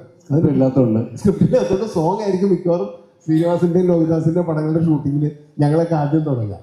3-4 ദിവസം കഴിഞ്ഞപ്പോഴേക്കും ട്രാക്കിലായെന്നുള്ളതാണ്. പിന്നെ ഒരു ദിവസം പോലും എനിക്ക് സ്ക്രിപ്റ്റിന് വേണ്ടിയിട്ട് സീനിന് വേണ്ടി വെയിറ്റ് ചെയ്യേണ്ടി വന്നിട്ടില്ല. ഒന്നുകിൽ രാവിലെ റൂമിൽ നിന്ന് സീന് വരുമ്പോൾ ഞങ്ങൾ ഒരുമിച്ച് കാറിൽ വന്നാൽ സ്ക്രിപ്റ്റ് ഉണ്ടാവും, അതിന് സീൻ ഉണ്ടാവും ഷൂട്ട് ചെയ്യേണ്ട ദിവസം. അല്ലെങ്കിൽ അന്ന് ലാൽ ജോസും ദിലീപൊക്കെ എൻ്റെ അസിസ്റ്റൻസാണ്. ഇവരയക്കും. ഞാൻ ഹോട്ടലിലേക്ക് അയച്ചു കഴിഞ്ഞിട്ടുണ്ടെങ്കിൽ ഇവർ സീനും കൊണ്ട് വരും. ഇങ്ങനെയാണ് ഷൂട്ട് ചെയ്തുകൊണ്ടിരുന്നത്. ഇപ്പൊ ജഗദീഷും പറയാനുള്ള അതേ കാര്യങ്ങളൊക്കെ തന്നെ. ഇത് തന്നെ ഇതിനോട് ചേർത്ത് വെക്കാനുള്ള കാര്യം എന്ന് വെച്ചാൽ ശ്രീനിവാസൻ ഒരു ലോക സിനിമയിൽ തന്നെ ഒരു അത്ഭുതമാണ്. അതിന് കാരണം അതായത് ഇവർ പറഞ്ഞത് കറക്റ്റാണ്. വൺ ലൈൻ അല്ലെങ്കിൽ സ്ക്രീൻ പ്ലേ, ഡീറ്റെയിൽ ആയിട്ടുള്ള സ്ക്രീൻ പ്ലേ, അതിൽ ഇത്ര പേജിൽ ഫുൾ സ്കാപ്പ് പേപ്പറിലായിരിക്കും എഴുതി വയ്ക്കുക. അതിൽ ഡിസ്കസ് ചെയ്യുന്ന ഓരോ ദിവസവും ഡിസ്കസ് ചെയ്യുന്ന മാർജിനിൽ പോയിന്റുകളെല്ലാം ഇങ്ങനെ കുറിച്ച് വയ്ക്കും. അത്ഭുതം എന്ന് പറയുന്നത് ഫസ്റ്റ് ഡേ എടുക്കുന്നത് 98 സീനുകളുണ്ടെങ്കിൽ 97ാമത്തെ സീൻ വേണമെങ്കിൽ എഴുതി കൊടുക്കും. ഇത് വേറെ ഒരു റൈറ്ററെ കൊണ്ടും പറ്റില്ല. കാരണം കഥ ഡെവലപ്പ് ചെയ്യുന്ന രീതിയിൽ ഒരു ക്യാരക്ടർ എങ്ങനെയൊക്കെയാണ് സംസാരിക്കുക, ഒരു ക്യാരക്ടർ എങ്ങനെയൊക്കെയാണ് ബിഹേവ് ചെയ്യാന്ന് ഒരു 5 സീൻ എഴുതി കഴിഞ്ഞാൽ അത് പിടികിട്ടും. ഇത് ഫസ്റ്റ് ഡേ 97ാമത്തെ സീൻ എഴുതി കൊടുക്കാൻ ശ്രീനിവാസിന് കഴിയും. അതേ അവസരത്തിൽ അത്ഭുതത്തോടെ സിബി നോക്കി. ഇപ്പോൾ സിബി ഓർക്കുന്നുണ്ടാവും, ഹിസൈനസ് അബ്ദുള്ളയുടെ ക്ലൈമാക്സ് എന്തെന്ന് സിബിക്ക് അറിയില്ല, ലോഹിയുടെ മനസ്സിൽ മാത്രമേ ഉള്ളൂ. അപ്പൊ ഞങ്ങളെല്ലാം ആർട്ടിസ്റ്റ് എന്നല്ലേ ഇത് ക്ലൈമാക്സ് എന്താണ് എനിക്ക് അറിയില്ല. അപ്പൊ ലോഹി അങ്ങനെയാണ്, ഒരു സീൻ എഴുതാതെ അടുത്ത സീൻ ലോഹിക്ക് എഴുതാൻ പറ്റില്ല. ലോഹിക്ക് സീൻ നമ്പർ 2 എഴുതി കൊടുത്തിട്ട് പിന്നെ സീൻ നമ്പർ 61 എഴുതി കൊടുക്കാൻ പറ്റില്ല. 2, 3, 4 അങ്ങനെ എഴുതിയിട്ട് ലോഹിക്ക് ഫുള്ളായിട്ട് നാടകം എഴുതും പോലെ ഫുള്ളായിട്ട് അതിൽ എഴുതുന്നതനുസരിച്ച് 5 കഴിഞ്ഞിട്ട് 6 ചിലപ്പോൾ പറയുന്ന രീതിയിലായിരിക്കില്ല, വേറെ രീതിയിൽ പോകും. 7 വേറെ രീതിയിൽ പോകും, 8 വേറെ രീതിയിൽ പോകും. ശ്രീനിയെ സംബന്ധിച്ചിടത്തോളം അത് ഏതാണ് ശരി ഏതാണ് തെറ്റെന്ന് പറയാനില്ല, രണ്ടുപേരും പ്രതിഭകളാണ്. അല്ല ലോഹിയുടെ ഭാഗത്ത് അങ്ങനെ ചില പെടല് ഞാൻ പെട്ടിട്ടുണ്ട്. അതെ, ഞാൻ ചെങ്കോലിൽ ഷൂട്ട് ചെയ്യുമ്പോൾ അന്നത്തെ ദിവസം ഷൂട്ട് ചെയ്യാൻ ഒരു 22 കിലോമീറ്റർ ദൂരെയാണ് തിരുവനന്തപുരം സിറ്റിയിൽ. അവിടെ ഞാൻ ഷൂട്ടിങ്ങിന് ഇറങ്ങാൻ നേരത്തിൽ ഞാൻ പറഞ്ഞു, ലോഹി ഇന്ന് എടുക്കുന്നത് ജോണി ലാലും അലക്സും മോഹൻലാലും ജോണിയൊക്കെ ആയിട്ടുള്ള സീനാണ്. അപ്പോൾ ആ തലേദിവസം പറഞ്ഞ് എഴുതി തന്നു. ഞാനും ഷൂട്ടിങ്ങിനായിട്ട് രാവിലെ കുളിച്ച് റെഡി പോകാൻ നേരത്ത് അടുത്ത മുറിയിൽ നിന്ന് ലോഹി എഴുതിയ സീനും മേടിച്ചുകൊണ്ട് പോകും. ഞാൻ ആ സീൻ വായിച്ചിട്ടില്ല. ഞാൻ അവിടുന്ന് ക്യാമറമാൻ വേണുവിൻ്റെ വീട് വരെ പോകുന്നതിനിടയ്ക്കാണ് ഞാൻ ഈ സീൻ വായിക്കുന്നത്. അപ്പോൾ അതിനകത്ത് എഴുതിയിരിക്കുന്നത് ഈ സുരഭി എന്ന് പറയുന്ന കിരിക്കാടൻ ജോസിൻ്റെ മകള് 485 രൂപ കൊണ്ട് ജോണിയുടെ കയ്യിൽ കൊടുത്തിട്ടുണ്ട്. ലാൽ അവിടെ വരുമ്പോൾ ജോണി പറയും, ആ കുട്ടി വന്നൊരു 485 രൂപ തന്നിട്ടെന്ന് പറയും. ഈ 485 രൂപയുടെ കണക്ക് എനിക്കറിയില്ല, കാരണം അതിന് മുമ്പത്തെ സീനൊന്നും എടുത്തിട്ടില്ല. ഞാൻ വേണുവിൻ്റെ വീടിൻ്റെ അടുത്തൊരു ബൂത്തിൽ ചെലുത്തി ലോഹി എന്താണ് 485 രൂപ. ഞാൻ ലാലിൻ്റെ സീൻ പറഞ്ഞു കൊടുക്കുമ്പോൾ ലാൽ എൻ്റെ അടുത്ത് വെച്ചാൽ എനിക്ക് ഉത്തരവില്ലല്ലോ. അപ്പോൾ ലോഹി പറഞ്ഞു, ഇതിനു മുമ്പ് ഈ പെൺകുട്ടിയുടെ STD ബൂത്തിൽ ഈ ലാൽ ഫോൺ ചെയ്തിട്ട് 500 രൂപ കൊടുത്തു. അപ്പോൾ ബാക്കി ഇല്ലാത്തത് കൊണ്ട് അത് കയ്യിൽ വെച്ചു വന്നു. അവരെ സഹായിക്കാൻ വേണ്ടി പരോക്ഷമായിട്ട് ചെയ്തതാണ്. പക്ഷെ അവർക്ക് അഭിമാനം കൊണ്ട് ആ പൈസ കൊണ്ട് ഇവിടെ തിരിച്ചു കൊടുക്കുന്നു. ഇങ്ങനത്തെ പെടലുകൾ കറക്റ്റ്. മൊബൈൽ ഫോണും ഇല്ല കാലത്ത്. അതെ, പല സിനിമയ്ക്കും ക്ലൈമാക്സ് പിന്നീട് ലാസ്റ്റില് എല്ലാവരും അറിയുള്ളൂ ലോഹിയുടെ. അല്ല, അന്നത്തെ സിനിമയുടെ മൊത്തം രീതികൾ അങ്ങനെയായിരുന്നു. പക്ഷെ അത് ഒരു മിറാക്കിളായിരുന്നു. ആ പടങ്ങളൊക്കെ വലിയ വലിയ ഹിറ്റായിട്ടുണ്ട്. പലതും 10-20 ദിവസം കൊണ്ടൊക്കെ തീരുന്നല്ലേ. പിന്നെ അതാണ് 20 ദിവസം 25 ദിവസത്തെ ഒരു പടം തീരുമല്ലേ. ഈ കാതോട് കാതോരൊക്കെ എത്ര ദിവസം ഷൂട്ട് ചെയ്ത് കാണും? 40 ദിവസം ഉണ്ടായിരിക്കും അല്ലേ? 2 ഷെഡ്യൂളൊക്കെ 2-3 ഷെഡ്യൂൾ.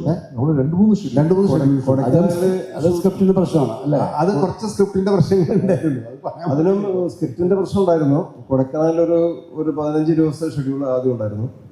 അത് കഴിഞ്ഞ് കുറച്ച് ഗ്യാപ്പ് കഴിഞ്ഞിട്ടാണ് ഇവിടെ നമ്മൾ പിന്നെ അതിരമ്പള്ളി ചാലക്കുടി ഷൂട്ട് ചെയ്തത്.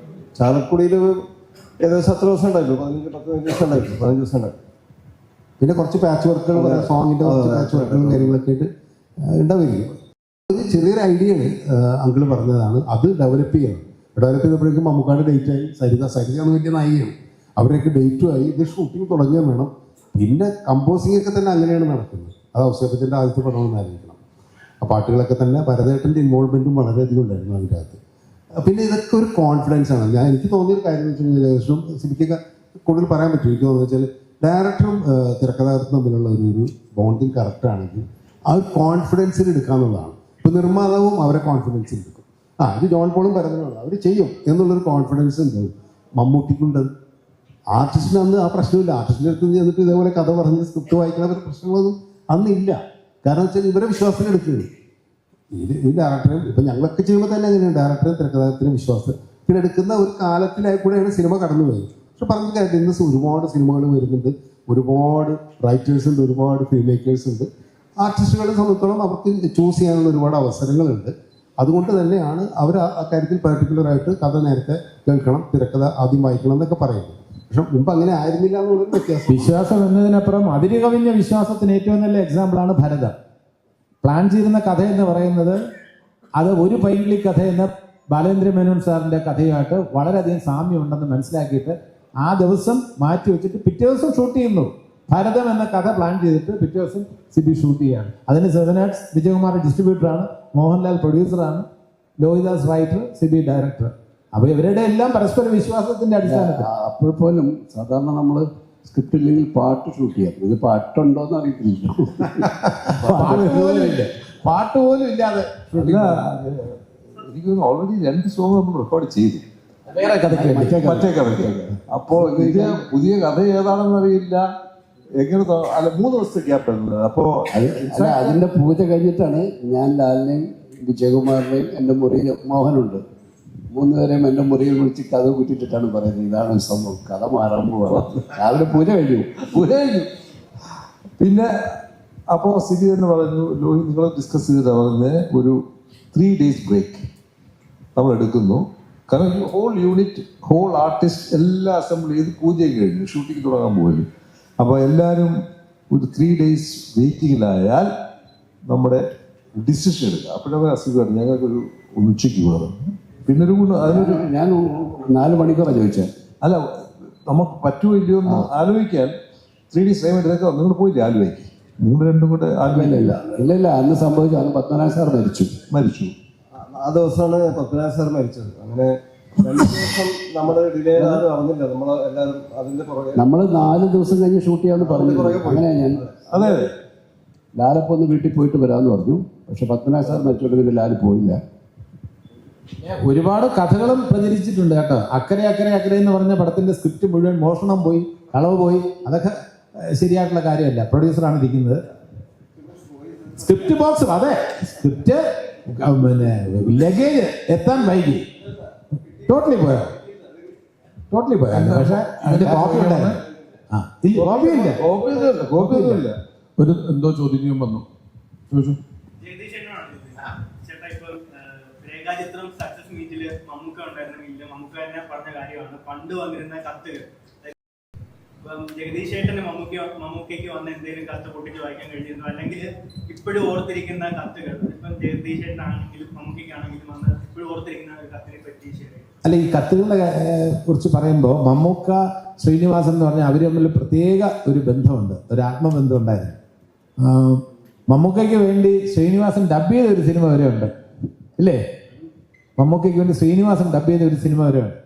അത് മമ്മൂക്കയുടെ തിരക്ക് കാരണം അന്ന് അങ്ങനെ എങ്ങനെയാണ് സംഭവിച്ചതെന്ന് അറിയില്ല. അതെന്തോ ഒരു പ്രത്യേക സാഹചര്യത്തിൽ അങ്ങനെ മമ്മൂക്കയ്ക്ക് വേണ്ടി ശ്രീനിവാസൻ ഡബ് ചെയ്ത ഒരു സിനിമ വരെ ഉണ്ടെന്നാണ് എൻ്റെ വിശ്വാസം. അപ്പോൾ അവർ തമ്മിൽ അത്ര ബന്ധമുണ്ട്. ഇപ്പോൾ വുഡ്ലാൻഡ്സ് ഹോട്ടലിൽ താമസിക്കുമ്പോൾ ശ്രീനിവാസൻ സ്ഥിരം സന്ദർശകനും അങ്ങനെ ആയിരിക്കണം ഈ കത്തുകളൊക്കെ കണ്ടിട്ടുണ്ടാവുക. ഞാൻ തിരുവനന്തപുരത്താണല്ലോ. ഓക്കെ.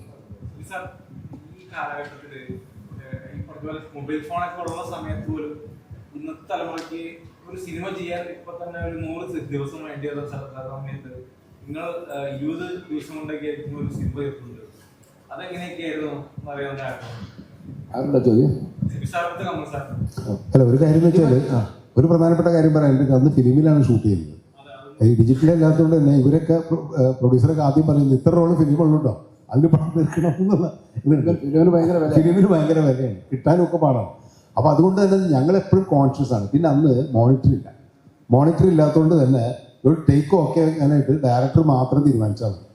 ഡയറക്ടർ പറയുന്നത് ടേക്ക് എനിക്ക് ഓക്കെ ആണെന്ന് പറഞ്ഞു കഴിഞ്ഞാൽ ആർട്ടിസ്റ്റിനും ഓക്കെയാണ്, ക്യാമറാമാനും ഓക്കെ. പിന്നെ ക്യാമറാമാൻ മാത്രം വല്ല ലൈറ്റിൻ്റെ എന്തെങ്കിലും കൺഫ്യൂഷൻ ഉണ്ടെങ്കിൽ പറയുമ്പോൾ റീടേക്ക് എന്നല്ലാതെ ഡയറക്ടറെ വിശ്വാസത്തിൽ, അതുകൊണ്ട് ഞാൻ പറയുന്നത് ഡയറക്ടറെ വിശ്വാസത്തിൽ എടുക്കുന്നത്. അപ്പോൾ അതുകൊണ്ട് തന്നെ നമുക്ക് ഒരുപാട് സമയം സേവ് ചെയ്യാൻ പറ്റും. പിന്നെ ഈ ഡിസ്കഷൻ എന്നൊക്കെ പറഞ്ഞു കഴിഞ്ഞിട്ടുണ്ടെങ്കിൽ സെറ്റിൽ വന്നിട്ട് ക്യാമറയുടെ മുമ്പിൽ ഇരുന്നിട്ടുള്ള ഡിസ്കഷൻ എന്നുള്ള പരിപാടിയില്ല. ഇപ്പം ഞങ്ങൾ സീരിയലിലേക്ക് പോലും രാവിലെ 7 മണിക്ക് ഷൂട്ടിംഗ് തുടങ്ങാമെന്ന് പറഞ്ഞു കഴിഞ്ഞിട്ടുണ്ടെങ്കിൽ 7 മണിക്ക് ഷോട്ട് എടുത്തിരിക്കും, ആർട്ടിസ്റ്റും വന്നിരിക്കും. ഇതിപ്പോൾ കുറ്റമായിട്ട് പറയില്ല, ആർട്ടിസ്റ്റ് വന്നിരിക്കും. അപ്പോൾ ഒരു ദിവസം എത്ര മണിക്കൂർ ഷൂട്ട് ചെയ്യുന്നു എന്നുള്ളത് വളരെ പ്രധാനപ്പെട്ട ഒരു കാര്യമാണ്. അപ്പം ഞങ്ങളെ സംബന്ധിച്ചോളം അനാവശ്യമായിട്ട് സീൻ എടുക്കുന്നില്ല, അനാവശ്യമായിട്ട് ഷോട്ട് എടുക്കുന്നില്ല. അപ്പോൾ അതുകൊണ്ട് പിന്നെ വേറെ കാര്യം കൂടി ഉണ്ട്, ഇന്ന് എടുക്കുന്ന മാതിരി ഇത്രയും പെർഫെക്റ്റ് ആയിട്ട് ജനങ്ങൾ നോക്കി കാണുന്നില്ല.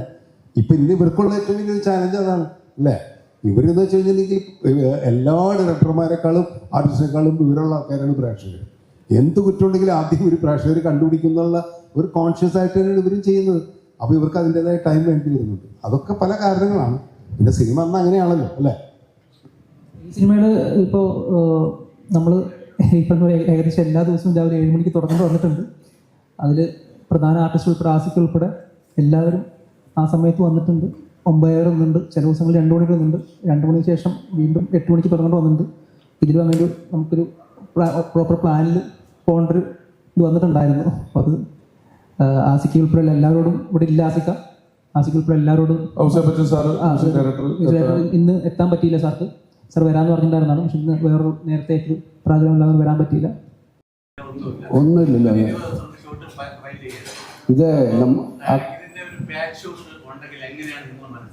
ഇത് അതൊക്കെ നമുക്ക് റിസ്ക്കാണ്. കാരണം നേരത്തെ കമൽ പറഞ്ഞതുപോലെ മോണിറ്റർ ഇല്ല. നമുക്കപ്പോൾ ഷൂട്ട് ചെയ്യുന്നത് ഡയറക്ടറും ക്യാമറമാനും മാത്രമേ കാണുന്നുള്ളൂ. ഡയറക്ടർ പോലും റിഹേഴ്സലായിരിക്കും ഒരു പക്ഷേ ക്യാമറയിൽ കൂടെ കാണുന്നത്. ടേക്കിലേക്ക് പോകുമ്പോൾ ക്യാമറമാൻ മാത്രമാണ് നമ്മുടെ യഥാർത്ഥ ഫ്രെയിം കാണുന്നത്. അപ്പം ഡയറക്ടറുടെ ഒരു ശ്രദ്ധയിൽ പതറിക്കാവുന്ന ഒരുപാട് കാര്യങ്ങൾ അവിടെ സംഭവിക്കും. ലൈറ്റ് മാറ്റുന്നുണ്ട്, ലൈറ്റ് ബോയ്സ് ഉണ്ട്, ഷൂട്ടിംഗ് കാണാൻ നിൽക്കുന്നവരുണ്ട്. അങ്ങനെ ഒരുപാട് ഡിസ്ട്രാക്ഷൻസ് അവിടെ സംഭവിക്കുന്നവരുടെ ഇടയിൽ നിന്നുകൊണ്ട് നമ്മൾ ഈ അഭിനയം വിലയിരുത്തണം. മൂവ്മെൻറ്റ്സ് കാര്യങ്ങളൊക്കെ കൃത്യമായിട്ടും നമ്മുടെ സാധാരണ കണ്ണിൽ കൂടെ തന്നെയാണ് നോക്കും. നമുക്കൊരു മോണിറ്റർ ഇല്ല, ഒന്നുമില്ല. കമൽ പറഞ്ഞതുപോലെ ഡയറക്ടർ ഓക്കെ പറഞ്ഞാൽ പിന്നെ തർക്കമില്ല. ഞാൻ സ്വാഭാവികമായിട്ടും ഞാൻ ഓക്കെ പറയുന്നതിന് മുമ്പ് എനിക്ക് ഓക്കെ ആണെങ്കിൽ ഞാൻ ക്യാമറാമാനെ ചോദിക്കും ഓക്കെ ആണോ എന്ന് ചോദിക്കും. അവർ ഓക്കെ പറഞ്ഞാൽ എനിക്ക് ആ ഷോട്ട് ഓക്കെയാണ്. ഇത് ഇപ്പോഴത്തെ കാലത്ത് ഇത് സംഭവിക്കുന്നത് ഷോട്ട് കഴിയുമ്പോൾ ആർട്ടിസ്റ്റ് ഉൾപ്പെടെ എല്ലാവരും വന്നിരുന്നിട്ട് ഇത് കാണുകയും ഇത് ഓരോരുത്തർക്കും ഒന്നുകൂടെ നന്നാക്കാമെന്ന് തോന്നുകയും ചായ കൊണ്ടുപോകുന്ന പയ്യനും വേണം ഒരു അഭിപ്രായം വേണം, ഒന്നുകൂടെ എടുത്തോ സാറേ എന്ന് പറയുന്ന അവസ്ഥയാണ് ഇപ്പോൾ ഉള്ളത്. കാരണം എല്ലാവർക്കും അഭിപ്രായമുണ്ട്. നമ്മൾ ഈ നേരത്തെ സൂചിപ്പിച്ച പോലെ ഇത് പിന്നീട് ഇത് കറക്റ്റാണോ, ഇതിനകത്തൊരു ഗ്ലെയർ വന്ന് എന്തെങ്കിലും മിസ്റ്റേക്ക് ഉണ്ടോ, ആരെങ്കിലും തലയോ കയ്യോ ഒക്കെ അതിനകത്ത് വന്നിട്ടുണ്ടോ എന്ന് അറിയുന്നത് ഇത് ലാബിൽ പോയി നെഗറ്റീവ് ഡെവലപ്പ് ചെയ്ത് അതിൻ്റെ പോസിറ്റീവ് എടുത്ത് നമ്മൾ റഷസ് കാണുന്ന സമയത്ത് അപ്പോഴത്തേക്ക് 1 മാസമൊക്കെ കഴിഞ്ഞില്ല. ആ സമയത്താണ് നമ്മൾ അറിയുന്നത് എന്തെങ്കിലും കറക്ഷനോ അല്ലെങ്കിൽ മിസ്റ്റേക്ക് പറ്റിയിരുന്നു. അതിന് പക്ഷേ റീടേക്കൊന്നും സാധ്യതയില്ല. എന്തെങ്കിലുമൊക്കെ വിധത്തിൽ അത് മാനേജ് ചെയ്ത് പോവുകയേ ചെയ്യാറുള്ളൂ. അത് മേജർ മിസ്റ്റേക്ക് വരികയാണെങ്കിൽ ഓഫ്കോഴ്സ് ആർട്ടിസ്റ്റുകൾ സഹകരിക്കാറുണ്ട്.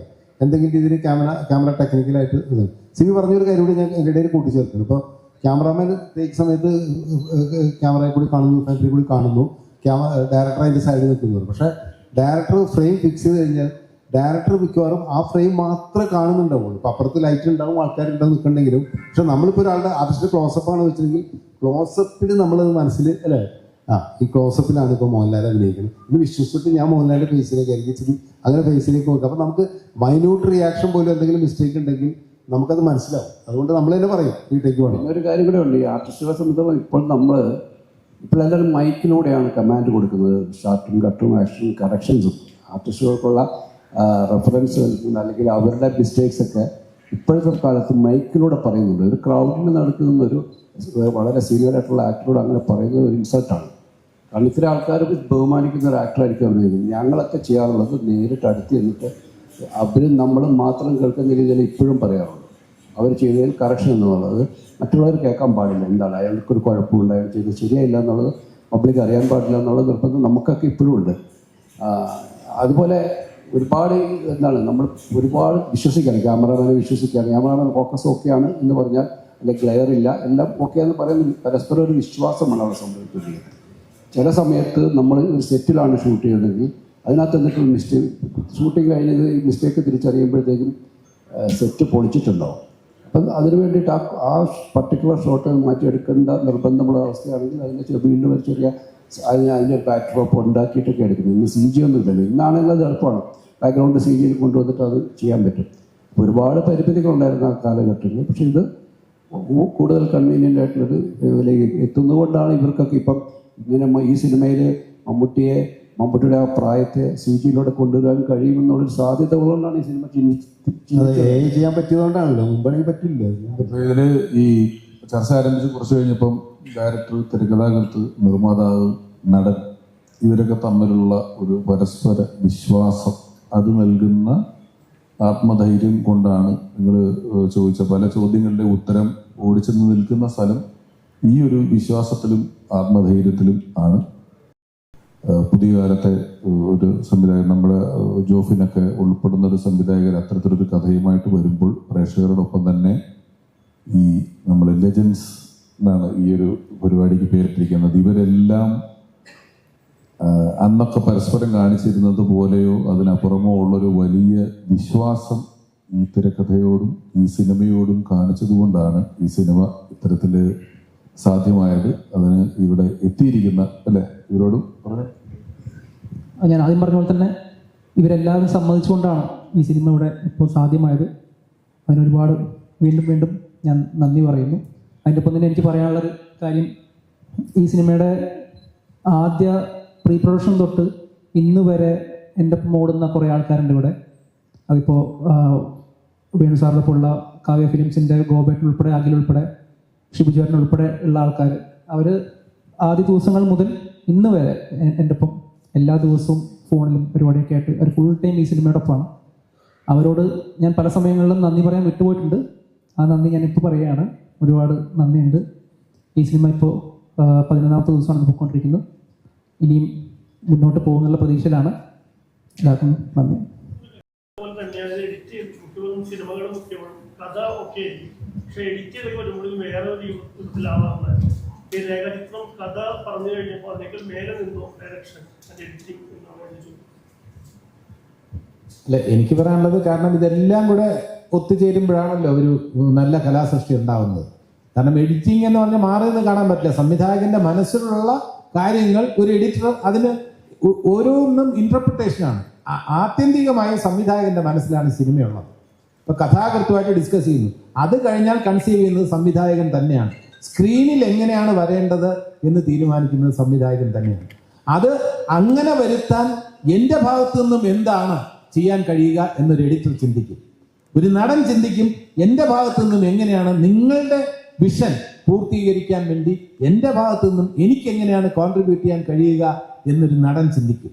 നിർമ്മാതാവ് സംവിധായകന്റെ വിഷൻ എങ്ങനെ അവതരിപ്പിക്കാൻ, അതേ രീതിയിൽ അവതരിപ്പിക്കാൻ എൻ്റെ ഭാഗത്തു നിന്നും സാമ്പത്തികം ഉൾപ്പെടെയുള്ള സൗകര്യങ്ങൾ എങ്ങനെ അറേഞ്ച് ചെയ്യാൻ കഴിയും. അപ്പോൾ എഡിറ്റിംഗ് ആയിക്കോട്ടെ, മ്യൂസിക് ആയിക്കോട്ടെ, എല്ലാ സാങ്കേതികമായിട്ടുള്ള കാര്യങ്ങളും സംവിധായകന്റെ വിഷൻ അനുസരിച്ചാണ് നീങ്ങുന്നത്. ആ വിഷൻ മെച്ചപ്പെടുത്താൻ വേണ്ടിയുള്ള കോൺട്രിബ്യൂഷൻ ഓരോ ഭാഗത്തു നിന്നും ഉണ്ടാവും. അവിടെ എഡിറ്ററുടെ ഭാഗത്തു നിന്നും ഉണ്ടാവും. ഒരു ബ്രില്യൻ്റ് ആയിട്ടുള്ള എഡിറ്റർ അത് ആ വിഷൻ തന്നെ, ഈ സീൻ ഞാൻ ഇന്ന് ഷോട്ട് ഒന്ന് ഓർഡർ ചേഞ്ച് ചെയ്ത് കാണിക്കട്ടെ, അപ്പോൾ എൻ്റെ വിഷൻ കുറച്ചുകൂടെ ബെറ്ററായി, അപ്പോൾ കോൺട്രിബ്യൂട്ട് ചെയ്യാം എന്നുള്ളതേ ഉള്ളൂ. അപ്പോൾ എല്ലാവർക്കും ഇതിനകത്തൊരു വലിയ റോളുണ്ട്. അൾട്ടിമേറ്റ് ആയിട്ടുള്ള ഒരു വിഷൻ എന്ന് പറയുന്നത് സംവിധായകന്റെ ആണെന്നാണ് ഞാൻ കരുതുന്നത്. എനിക്ക് എൻ്റെ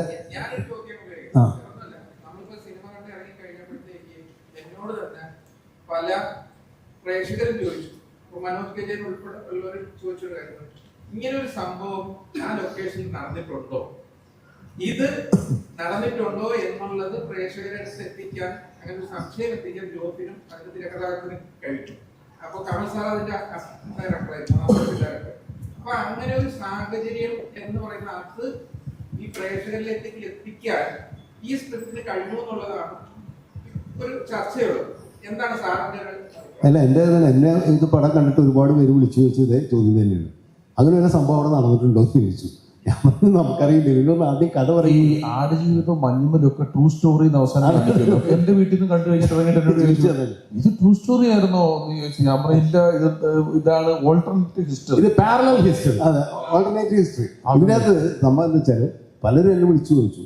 അപ്പൊ നേരത്തെ ഇവിടെ ചോദിച്ചില്ല, ചോദ്യത്തിന്റെ സംബന്ധിച്ചാൽ കഥ പറയുമ്പോഴും എനിക്ക് ഒരുപാട് സംശയങ്ങളുണ്ടായിരുന്നു. സത്യം പറഞ്ഞാൽ നിങ്ങൾ വന്നിട്ട് പറയുമ്പോഴും എന്നെ അഭിനയിക്കാൻ വേണ്ടി വിളിച്ചപ്പോൾ ഞാൻ ആദ്യം തമാശക്കുള്ളൂ, കാരണം നമുക്ക് പരിചയമില്ലാത്ത കാര്യമല്ല അഭിനയിക്കുന്നത്. അങ്ങനെ ഞാൻ അഭിനയിക്കാനായിട്ട് വന്ന് പിന്നെ ആൻഡോ വിളിച്ചു, ഇവരൊക്കെ വിളിച്ചു കഴിഞ്ഞപ്പോൾ ഞാൻ അഭിനയിക്കാൻ വേണ്ടി ചെന്ന് കഴിഞ്ഞപ്പോൾ സത്യത്തിൽ എനിക്ക് ഒരുപാട് ആശങ്കയോടുകൂടിയാണ്. ഞാൻ നേരത്തെ പറഞ്ഞതിനൊരു ആഡ് ചെയ്തിട്ട് പറയുന്നത്, കാരണം പുതിയ ജനറേഷൻ്റെ സിനിമയിലാണ് ഇവർ തുടങ്ങുന്നത്. ലേറ്റ് ആയിട്ടായിരിക്കും തുടങ്ങുന്നത്. എന്നോട് 9 മണിക്ക് എത്തണമെന്ന് ഷിബു വിളിച്ച് പറഞ്ഞു. ഞാൻ കറക്റ്റ് 9 മണിക്ക് എത്തി അവിടെ. പക്ഷെ ഞാൻ അവിടെ എത്തിയപ്പോൾ ഷൂട്ടിംഗ് തുടങ്ങിയിരുന്നു. എൻ്റെതല്ല, വേറെ സീൻ എടുക്കാനുണ്ടായിരുന്നു. ഇവർ തുടങ്ങിയിട്ടുണ്ടായിരുന്നു. എനിക്ക് അല്പം അപ്പം തന്നെ എനിക്ക് അല്പം ഇവർ കറക്റ്റായിട്ട് ഷൂട്ടിംഗ് തുടങ്ങിയിരുന്നു. അപ്പോൾ നമ്മൾ കേട്ട കഥകളൊക്കെ വെറുതെയാണ്, ഇവർ കറക്റ്റായിട്ട് സമയത്തിന് ചെയ്യുന്നു. പിന്നെ എൻ്റെ ആശങ്ക എന്ന് വെച്ച് കഴിഞ്ഞാൽ, നമ്മൾ സിനിമ ചെയ്യുമ്പോൾ ഇപ്പം ഞാൻ ഡയറക്ടർ കുറേ പടം ചെയ്തിട്ടുള്ള ആളാണ്. അപ്പോൾ എന്നെ വെച്ച് അഭിനയിപ്പിക്കാൻ വേണ്ടി ഒരു ക്യാമറ എടുക്കുമ്പോൾ എന്തായിരിക്കും വലിയൊരു ഇതെനിക്ക് ഭയങ്കര ഇതുണ്ടായിരുന്നു, ഒരു ആകാംക്ഷ ഉണ്ടായിരുന്നു എങ്ങനെയായിരിക്കും നമ്മളിത് ഡീൽ ചെയ്യാന്നുള്ളത്.